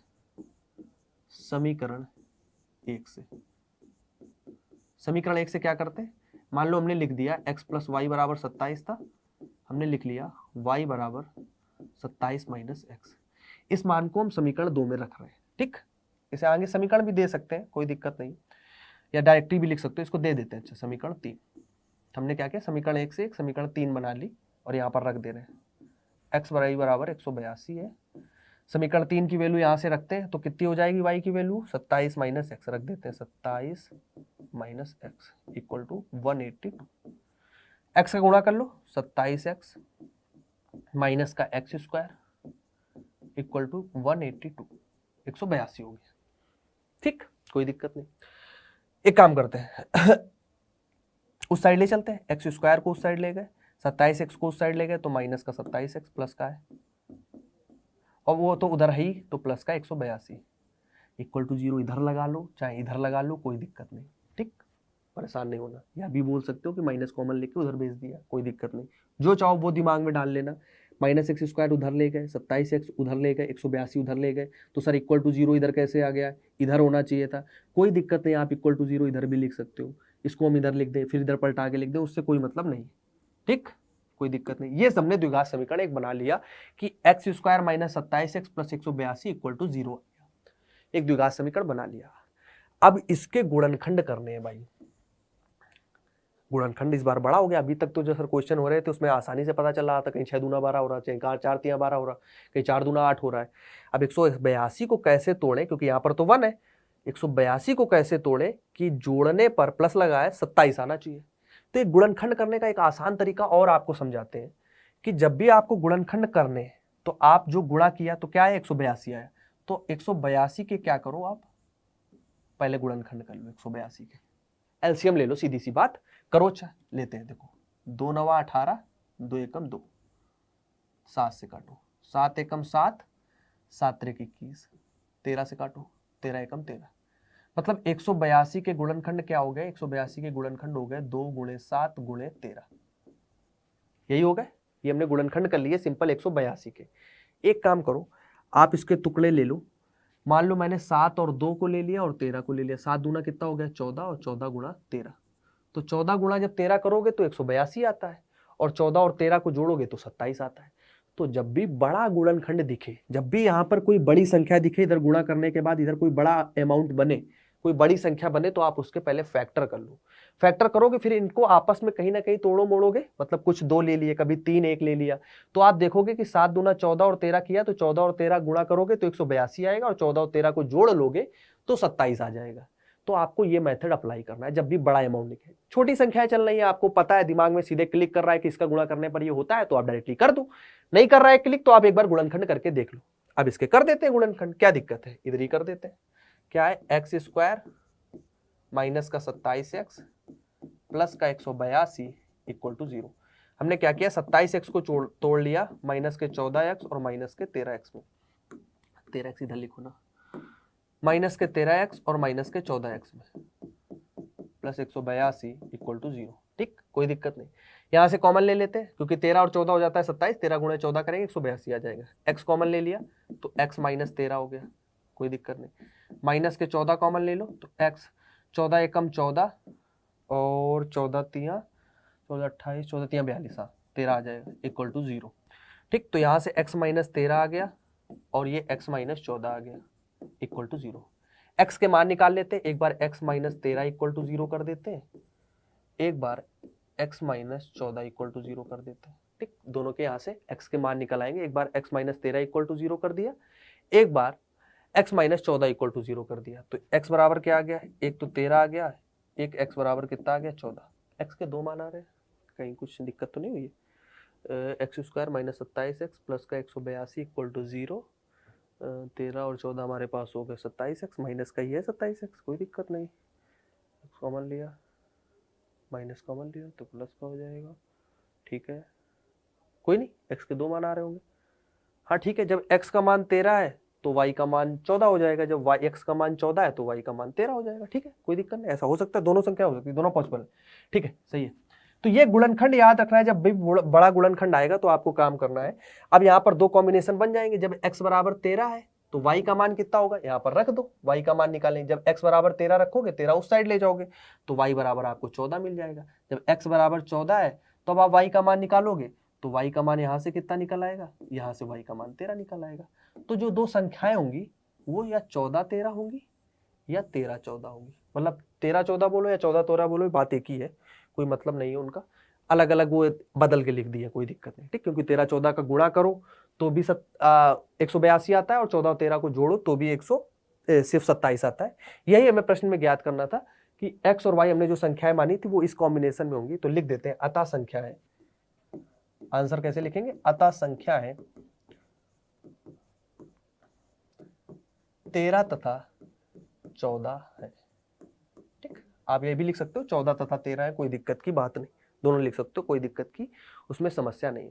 तो इस टाइप के क्वेश्चन में हमें करना क्या है कि हमें पहले समीकरण का निर्माण करना है पढ़कर, फिर उसको हल करना है गुणनखंड विधि द्वारा। आप गुणनखंड विधि से ही हल करना, वहां पर सीधराचार कोशिश करना ना लगाना। ठीक, क्योंकि आपको दिखेगा कि डायरेक्ट फार्मूला लगा देते हैं, वैसे कटेगा नहीं, नंबर मिल जाएगा, लेकिन इस समय सीधराचार दिया नहीं गया, आगे मूलों की प्रकृति में तो यूज होता है, तो इसलिए लगा सकते हैं। लेकिन आप कोशिश करो, अगर फैक्टर हो जा रहे तो आप गुणनखंड लगा के आराम से सॉल्व करके आओ, और फैक्टर हो जाएंगे, ऐसी कोई दिक्कत नहीं, बस थोड़ा सा ट्रिक लगाओगे हो जाएंगे। चलिए अगला क्वेश्चन करें, एक और क्वेश्चन करते हैं, बढ़िया क्वेश्चन एक करते हैं, थोड़ा हार्ड लेवल का क्वेश्चन करते हैं, इंपॉर्टेंट है क्वेश्चन, लेकिन हार्ड नहीं बोलेंगे इसे, क्वेश्चन तो सिंपल है, बस लिखा ज्यादा है, यहाँ पर क्वेश्चन बहुत आसान है। समीकरण का निर्माण करना थोड़ा अच्छा है, सीख लेंगे इससे कि समीकरण का निर्माण भी कैसे हो रहा है। यहां तक कोई दिक्कत तो नहीं, कोई समस्या तो नहीं भाई? ठीक है, मजा आ रहा है सभी को, अच्छा लग रहा है ना, सभी डाउट क्लियर हो रहे हैं, कोई ऐसा डाउट तो नहीं जो रह रहा है किसी का भी, कोई समस्या हो तो ठीक। चलिए ठीक है, इसे लगाते हैं। ठीक है, कह रहा है एक कुटीर उद्योग एक दिन में कुछ बर्तन निर्माण करता है। कुटीर उद्योग का ज्यादा नाम पे नहीं जाना कि सर कुटीर का मतलब क्या होता है, ये क्या होता है, उस पर नहीं जाना। कुटीर उद्योग है जहां पर कुछ निर्माण हो रहा है, कोई प्रोडक्शन, कोई फैक्ट्री मान लो, सीधे कोई फैक्ट्री है सीधे, ठीक, कोई फैक्ट्री मान लो है, कोई कुटीर उद्योग है, एक दिन में कुछ बर्तन का निर्माण करते हैं, वो कुछ बर्तन बना रहे हैं, एक दिन में कुछ बर्तन का निर्माण कर रहे हैं। एक विशेष दिन यह देखा गया कि प्रत्येक नग के निर्माण लागत रुपए में उस दिन के निर्माण किए गए बर्तनों की संख्या के दोगुने से 3 अधिक थी। उस दिन की कुल निर्माण लागत 90 रुपए थी, तो निर्मित बर्तनों की संख्या और प्रत्येक नग की लागत ज्ञात करनी। अच्छा, मतलब हमें यहाँ पर दो चीजें निकालनी, एक तो बर्तनों का जो निर्माण हो रहा है, उन निर्मित बर्तनों का निर्माण की संख्या निकालनी किसी एक दिन पे, ठीक, और प्रत्येक नग की, मतलब एक नग की, वही बर्तन जो बन रहा है उस बर्तन की बनने की जो लागत है, नग की बनने की जो लागत है, कितना उस पर खर्चा आता है वो भी हमें बताना है, कितने खर्चे पर वो तैयार होता है वो भी हमें बताना है। स्टार्ट करते हैं, देखो कैसे करना है। कह रहा है एक कुटीर उद्योग में एक दिन कुछ बर्तन का निर्माण होता है। हम मान लेते हैं कि माना निर्मित बर्तन जो है वो x है, निर्मित मतलब निर्माण किए गए बर्तन, माना हल लिखते हैं,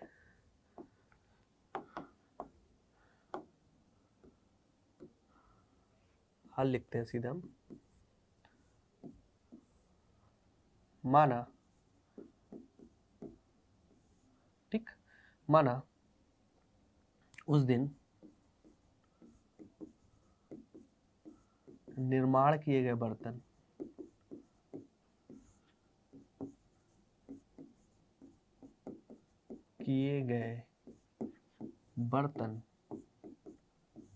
x थे, ठीक। उस दिन जब बर्तन निर्माण किए गए तो हमने मान लिया कि उस दिन जब बर्तन लोगों ने निर्माण किए तो x बर्तन निर्माण किए थे, x बर्तन निर्माण हुए थे, क्योंकि x का ही संबंध हमें लागत से भी दिया हुआ है। देखो ध्यान से समझो, जो मैंने ये लिखा है दुगने से 3 अधिक है, क्योंकि उस दिन निर्माण किए गए बर्तनों की संख्या, तो उस दिन निर्माण किए गए बर्तन जो थे वो x थे, मतलब बर्तनों की जो संख्या थी वो x थी, उसी से संबंध दिया गया है उसकी लागत का। आगे पढ़ो, ध्यान से पढ़ेंगे कि प्रत्येक नग, मतलब एक नग की बात हो रही, तो एक नग जब निर्माण किया गया तो उसकी लागत क्या आई, उस दिन निर्माण किए गए बर्तनों की संख्या, यहां से समझना, उस दिन निर्माण किए गए बर्तनों की संख्या, तो उस दिन निर्माण किए गए बर्तनों की संख्या कितनी थी, x, ठीक, यहां पर बर्तनों की संख्या x थी, x के दोगुने से 3 अधिक है, x के दोगुने से 3 अधिक है, ये क्या है, निर्माण में लगी लागत, निर्माण की लागत, बर्तन के निर्माण की लागत बोल सकते हैं,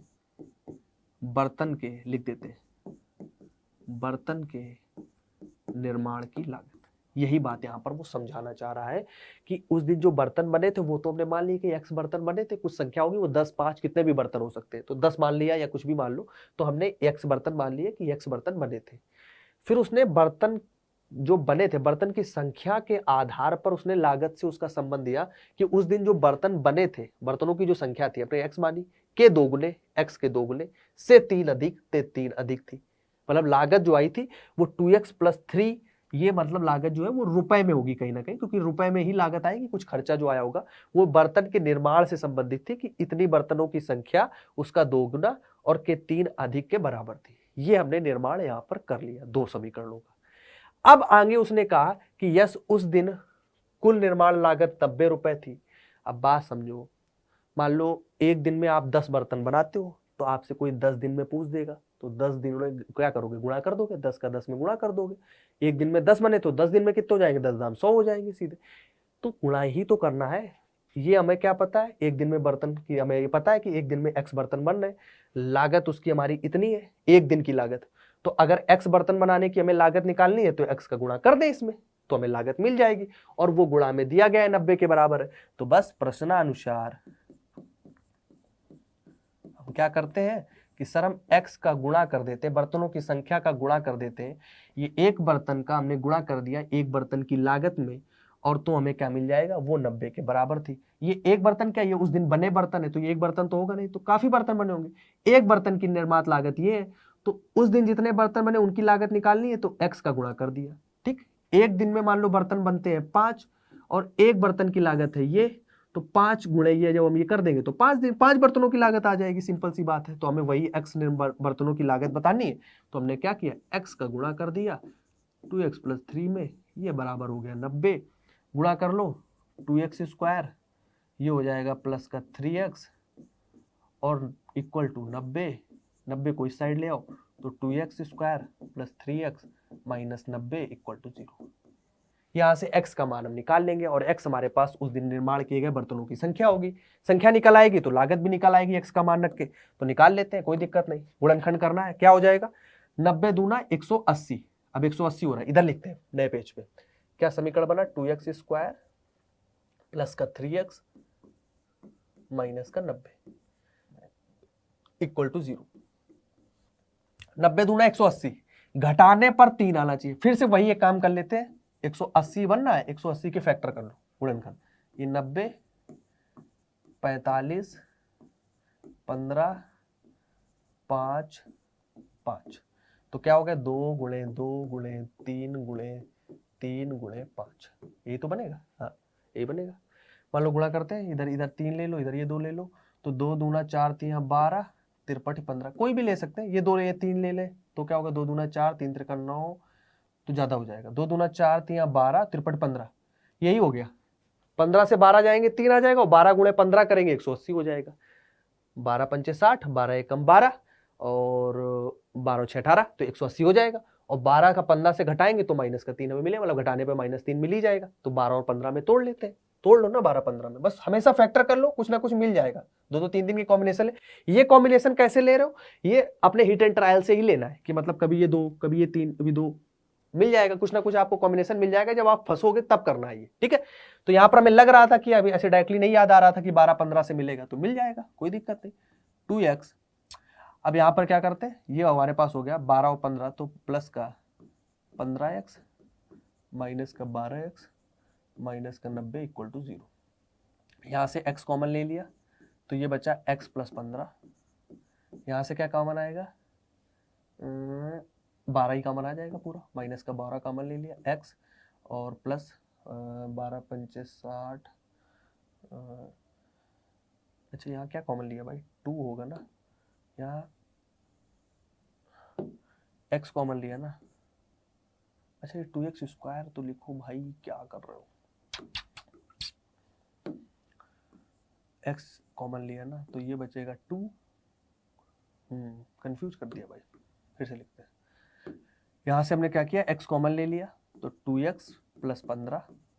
यहाँ से ऐसा करो, माइनस का 6 कॉमन ले लो, तो 6 दूना 12 और माइनस माइनस प्लस हो जाएगा, तो 2x और 6 एकम 6 और 6 पंचे 30 15 इक्वल टू 0। सही है, 2x + 15 इधर भी, 2x + 15 इधर भी, तो 2x + 15 और x - 6 इक्वल टू 0। ठीक है, हमने इसको 15 और 12 में तोड़ लिया। अब यहाँ से क्या कॉमन लिया, यहाँ से x कॉमन लिया, तो 2x बचा, यहाँ से 15 बचा। यहाँ से 6 कॉमन लिया, तो 6 दूना 12 और 15 6 का 90। ठीक, अब यहाँ से दोनों को इक्वल टू 0 कर लेते हैं। 2x + 15 इक्वल टू 0, एक बार हो गया, x - 6 इक्वल टू 0। तो x बराबर यहाँ से तो आ गया -15/2, ये आ गया x बराबर 6।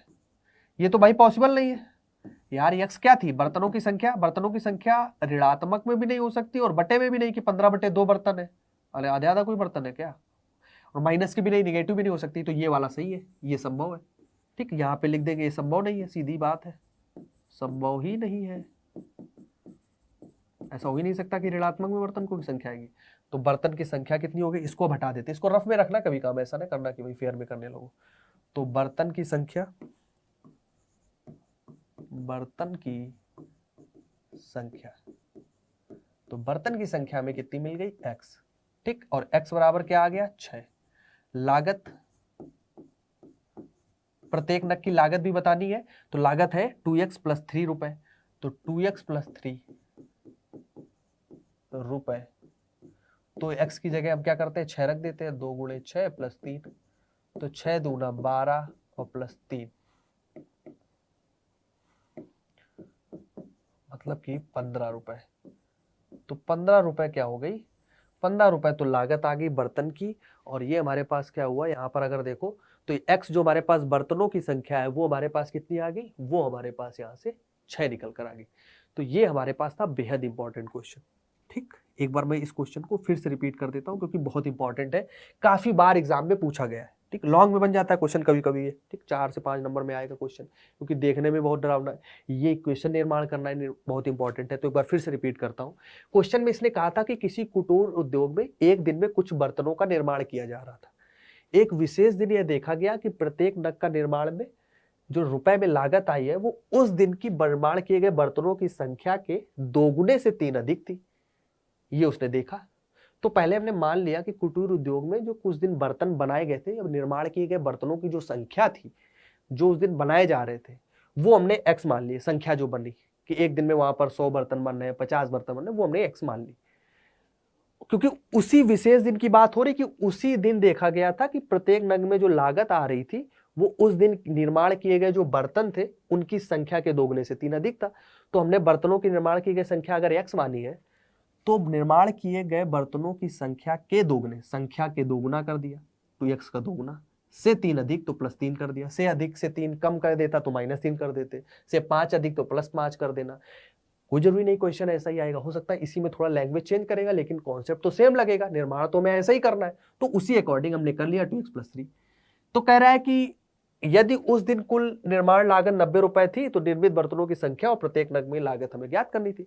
तो 90 रुपए की लागत लग रही थी। अब x बर्तन निर्माण, एक बर्तन, एक प्रत्येक नग की बात है ना, तो बर्तन के निर्माण की लागत है, ये एक बर्तन की लागत हमने लिखी है। अगर हमें x बर्तन की निकालनी है तो x से गुणा कर दो, 10 बर्तन की निकालनी है 10 से गुणा कर दो, तो हमने गुणा कर दिया, ये बराबर 90 दिया गया था, प्रश्नानुसार 90 हो गया, द्विघात समीकरण बन गया और आराम से हमने द्विघात समीकरण को हल करके x का मान निकाला और x से उस निर्माण किए गए बर्तनों की संख्या थी, x का मान रख के हमने क्या किया, लागत निकाल ली। लागत मतलब कि उस निर्माण किए गए कुछ खर्चा कितना आया, उसको बनाने में कितनी कॉस्ट लग रही है, वो हमने यहाँ पर निकाल लिया। ठीक है, तो बस इतना ही है हमारे पास द्विघात समीकरण में। यहीं पर हम अपना चैप्टर को विराम देंगे, लेकिन एक चीज रह गई है, मूल्यों की प्रकृति रह गई है। मुझे लगा कि चैप्टर खत्म हो गया, कोई नहीं, थोड़ी देर बचो, लास्ट टॉपिक रह गया है 4.3 एक्सरसाइज, मैं विराम दे रहा था 4.3 ये रह गई है भाई, इसमें ज्यादा नहीं है, 2-3 चीजें हैं, बहुत इंपॉर्टेंट है और बेसिक सी चीजें हैं, एक ही बार में समझ में आ जाएगी। चलो कर लेते हैं इसको भी।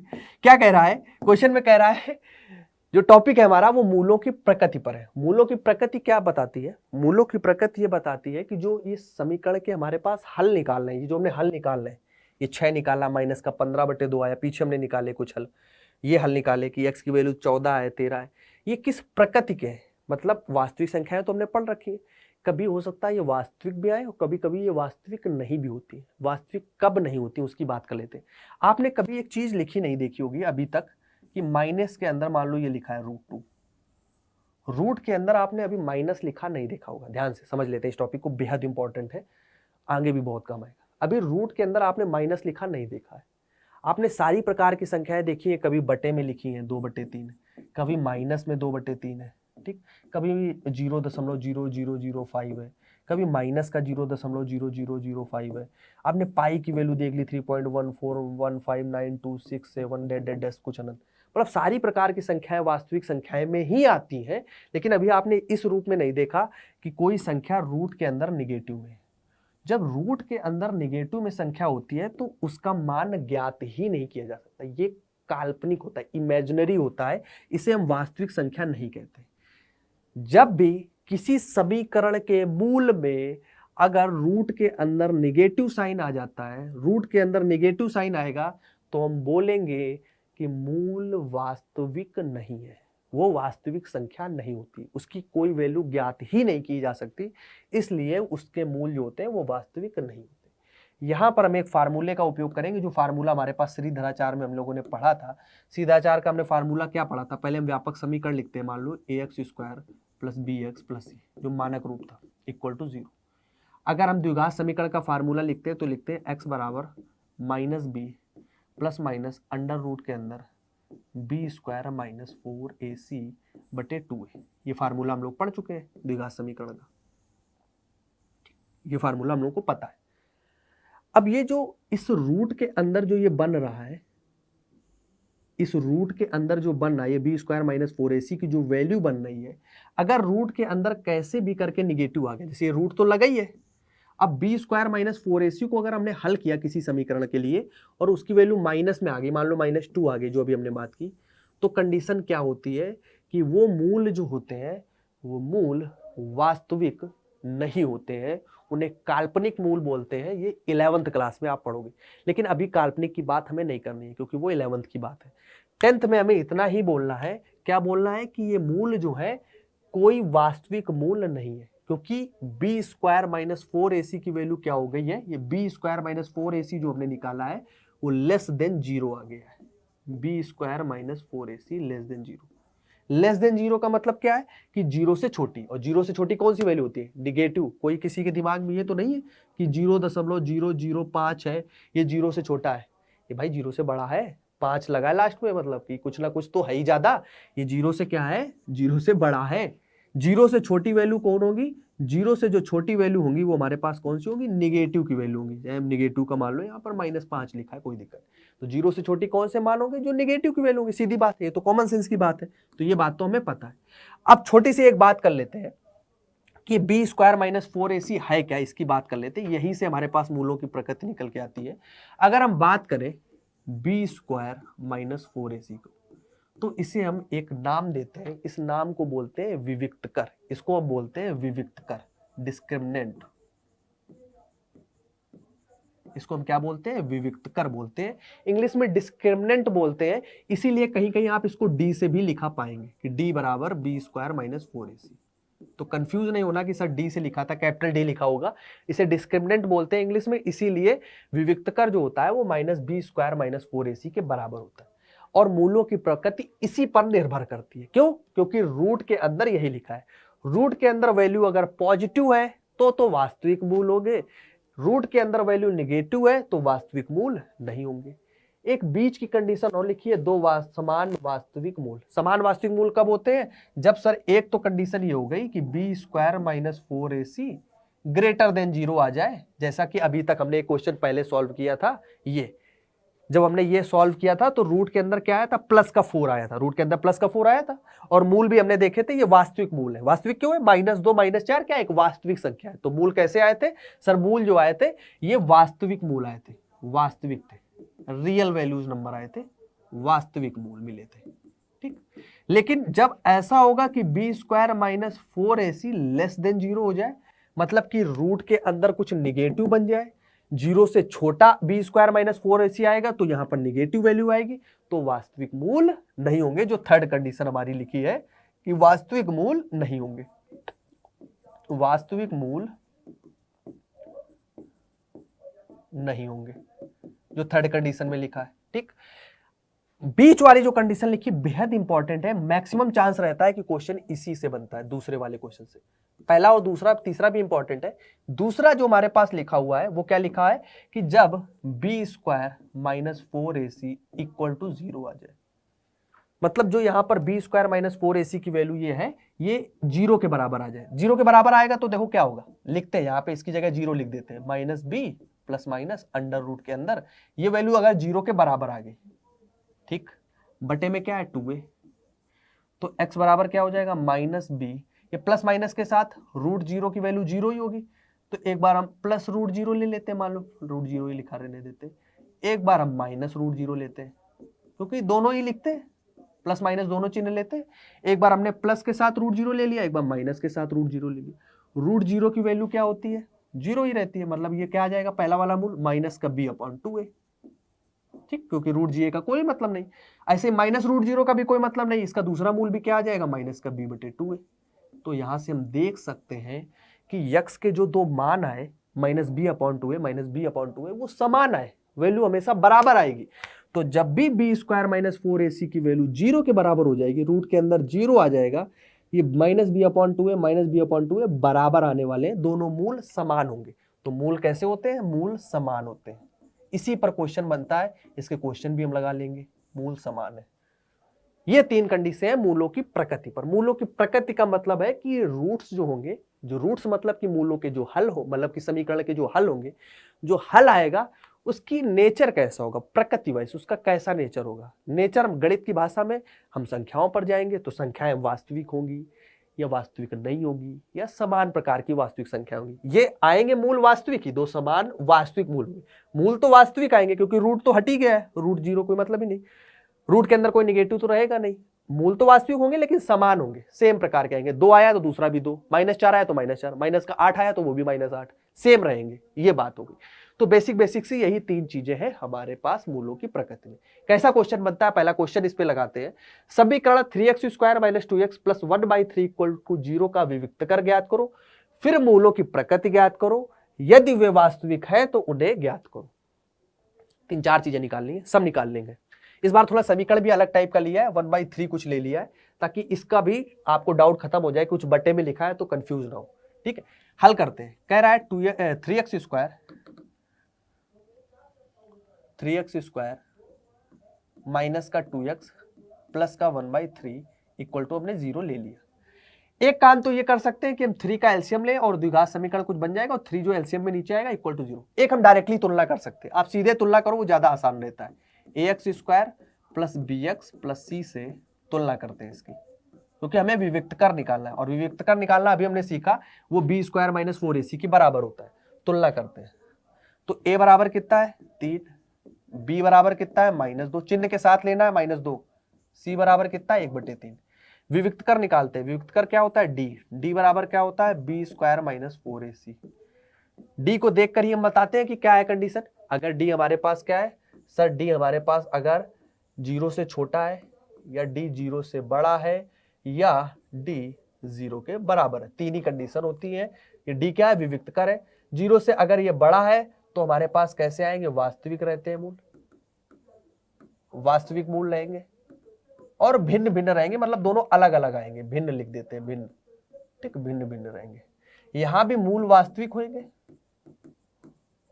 वास्तविक मूल होंगे, लेकिन क्या होगा, ये भिन्न भिन्न ना होकर समान प्रकार के मूल।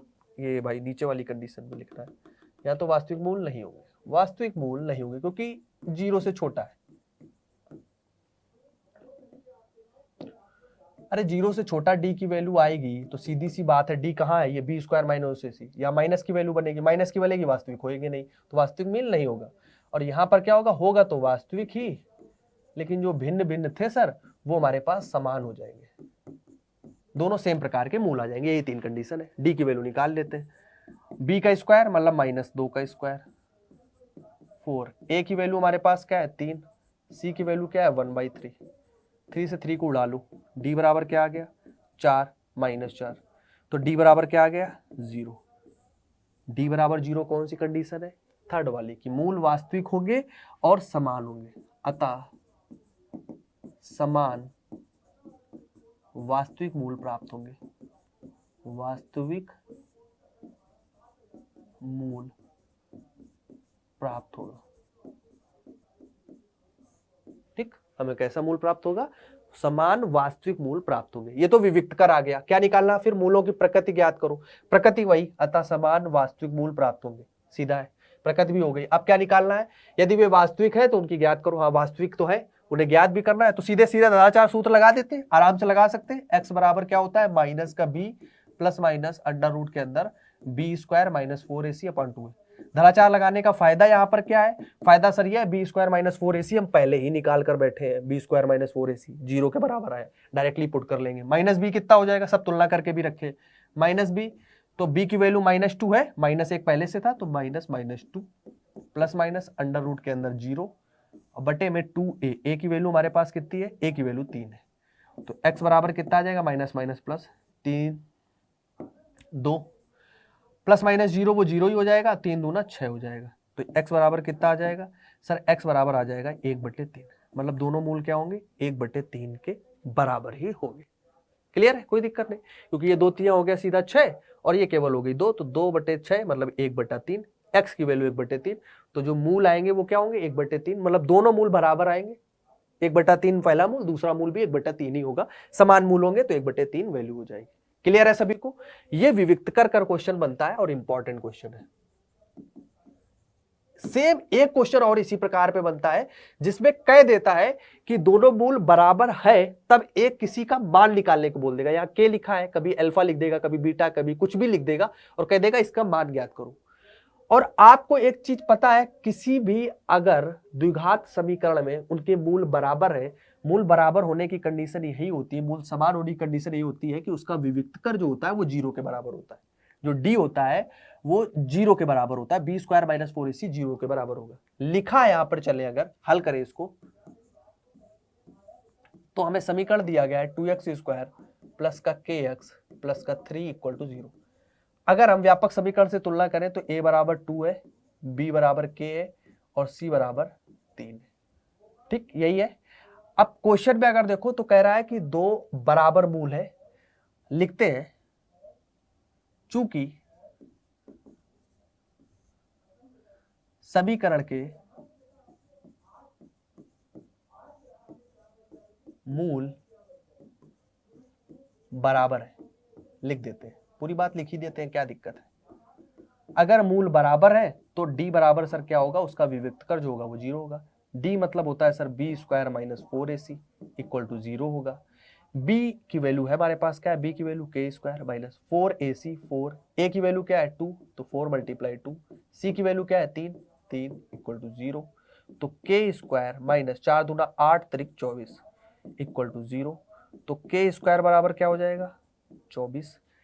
k की वैल्यू क्या हो जाएगी सर, हो जाएगा अंडर रूट के अंदर, ये प्लस माइनस के साथ आएगा क्योंकि स्क्वायर लगा है, तो प्लस माइनस अंडर रूट 24 को कुछ लिख सकते हैं क्या, 6 चौको 24 होता है, तो k बराबर हो जाएगा प्लस माइनस अंडर रूट 6 गुणे 4 लिख सकते हैं, 6 चौको 24, 4 को हम रूट सीधे रूट से बाहर कर लेते हैं तो ये 2 हो जाएगा प्लस माइनस 2 रूट 6, तो 24 को हम 2 रूट 6 लिख सकते हैं, 2 दूना 4 छंग 24, क्योंकि 6 चौको 24 लिखा और 4 क्या होता है, वर्गमूल 4 2 होता है, तो उसको बाहर कर लिया, 6 की कोई वैल्यू नहीं पता है अभी, तो रूट 6 लिख दिया, तो k के 2 मान आ गए प्लस माइनस रूट 2 रूट 6, मतलब यहाँ पर जो k के 2 मान के लिए क्या होगा, इसके मूल बराबर होंगे, जब k की वैल्यू प्लस का 2 रूट 6 हो चाहे माइनस का रूट 2 6 हो, दोनों के लिए यहाँ पर इसके क्या होंगे, मूल बराबर हो, k के 2 मान हो गए 2 रूट 6 कॉमा माइनस का 2 रूट 6, ये 2 मान हमारे पास k के निकले, ये इस प्रश्न का आंसर हो जाएगा।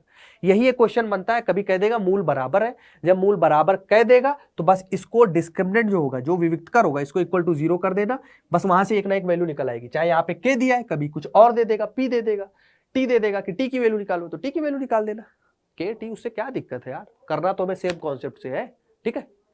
तो अब फिनिश हो गया, ठीक है, उतने टाइम फिनिश कर दिया था हमने, एक टॉपिक रह रहा था, तो 4.3 में ये लास्ट चीज रह रही थी, बस इतनी चीज 4.3 में हमें सीखनी है, जो मूलों की प्रकृति पे वो मैंने पूरी एक्सप्लेन कर दी है, इससे बाहर से कोई क्वेश्चन नहीं बनेगा, इसी में सब कुछ हो जाएगा जो मैंने आज पढ़ाया है, पूरा द्विघात इतने में ही हो जाएगा। एक बार आप रिवाइज करके जाना अपने एग्जाम देने से पहले, और फिर आप वहां देखना जाके कि सब कुछ हमें बताया था सर ने, जो क्वेश्चन वहां पर आए हुए, ठीक है। तो कैसा था वन शॉट जरूर मुझे बताना, और किसने पूरा देखा ये भी बताना है कि एक ही बार में सब पूरा कंप्लीट किया, क्योंकि ज्यादा लंबा नहीं था ये वन शॉट, 1-1.5 घंटे का था, आराम से बैठ सकते हो, और एग्जाम जब आएगा तो वहां पर भी आपको बैठना ही होगा, तो जरूर हमें कमेंट करके बताओगे कि कैसा वन शॉट लगा आपको। मैं सभी के कमेंट बाद में जरूर पढ़ता हूँ, मुझे अच्छा लगता है जब बच्चे वहाँ कमेंट करते हैं और मैं उनको जरूर पढ़ता हूँ, ठीक है, मैं रिप्लाई भी कर सकता हूँ, तो मैं आप जब वहाँ करेंगे सभी के नाम मुझे दिखेगा तो मैं अगले दिन जरूर उनका नाम लूंगा और बोलूंगा कि हाँ उसने कमेंट किया था। अगला वन शॉट आपको बहुपद का ही देंगे और चैप्टर वाइज सारे ही आएंगे, परेशान ना हो, मैं सारे ही कराऊंगा, आपको सब कुछ अच्छे से कंप्लीट हो जाएगा। ठीक है, मिलते हैं अगले वन शॉट के साथ, तब तक के लिए टाटा बाय बाय।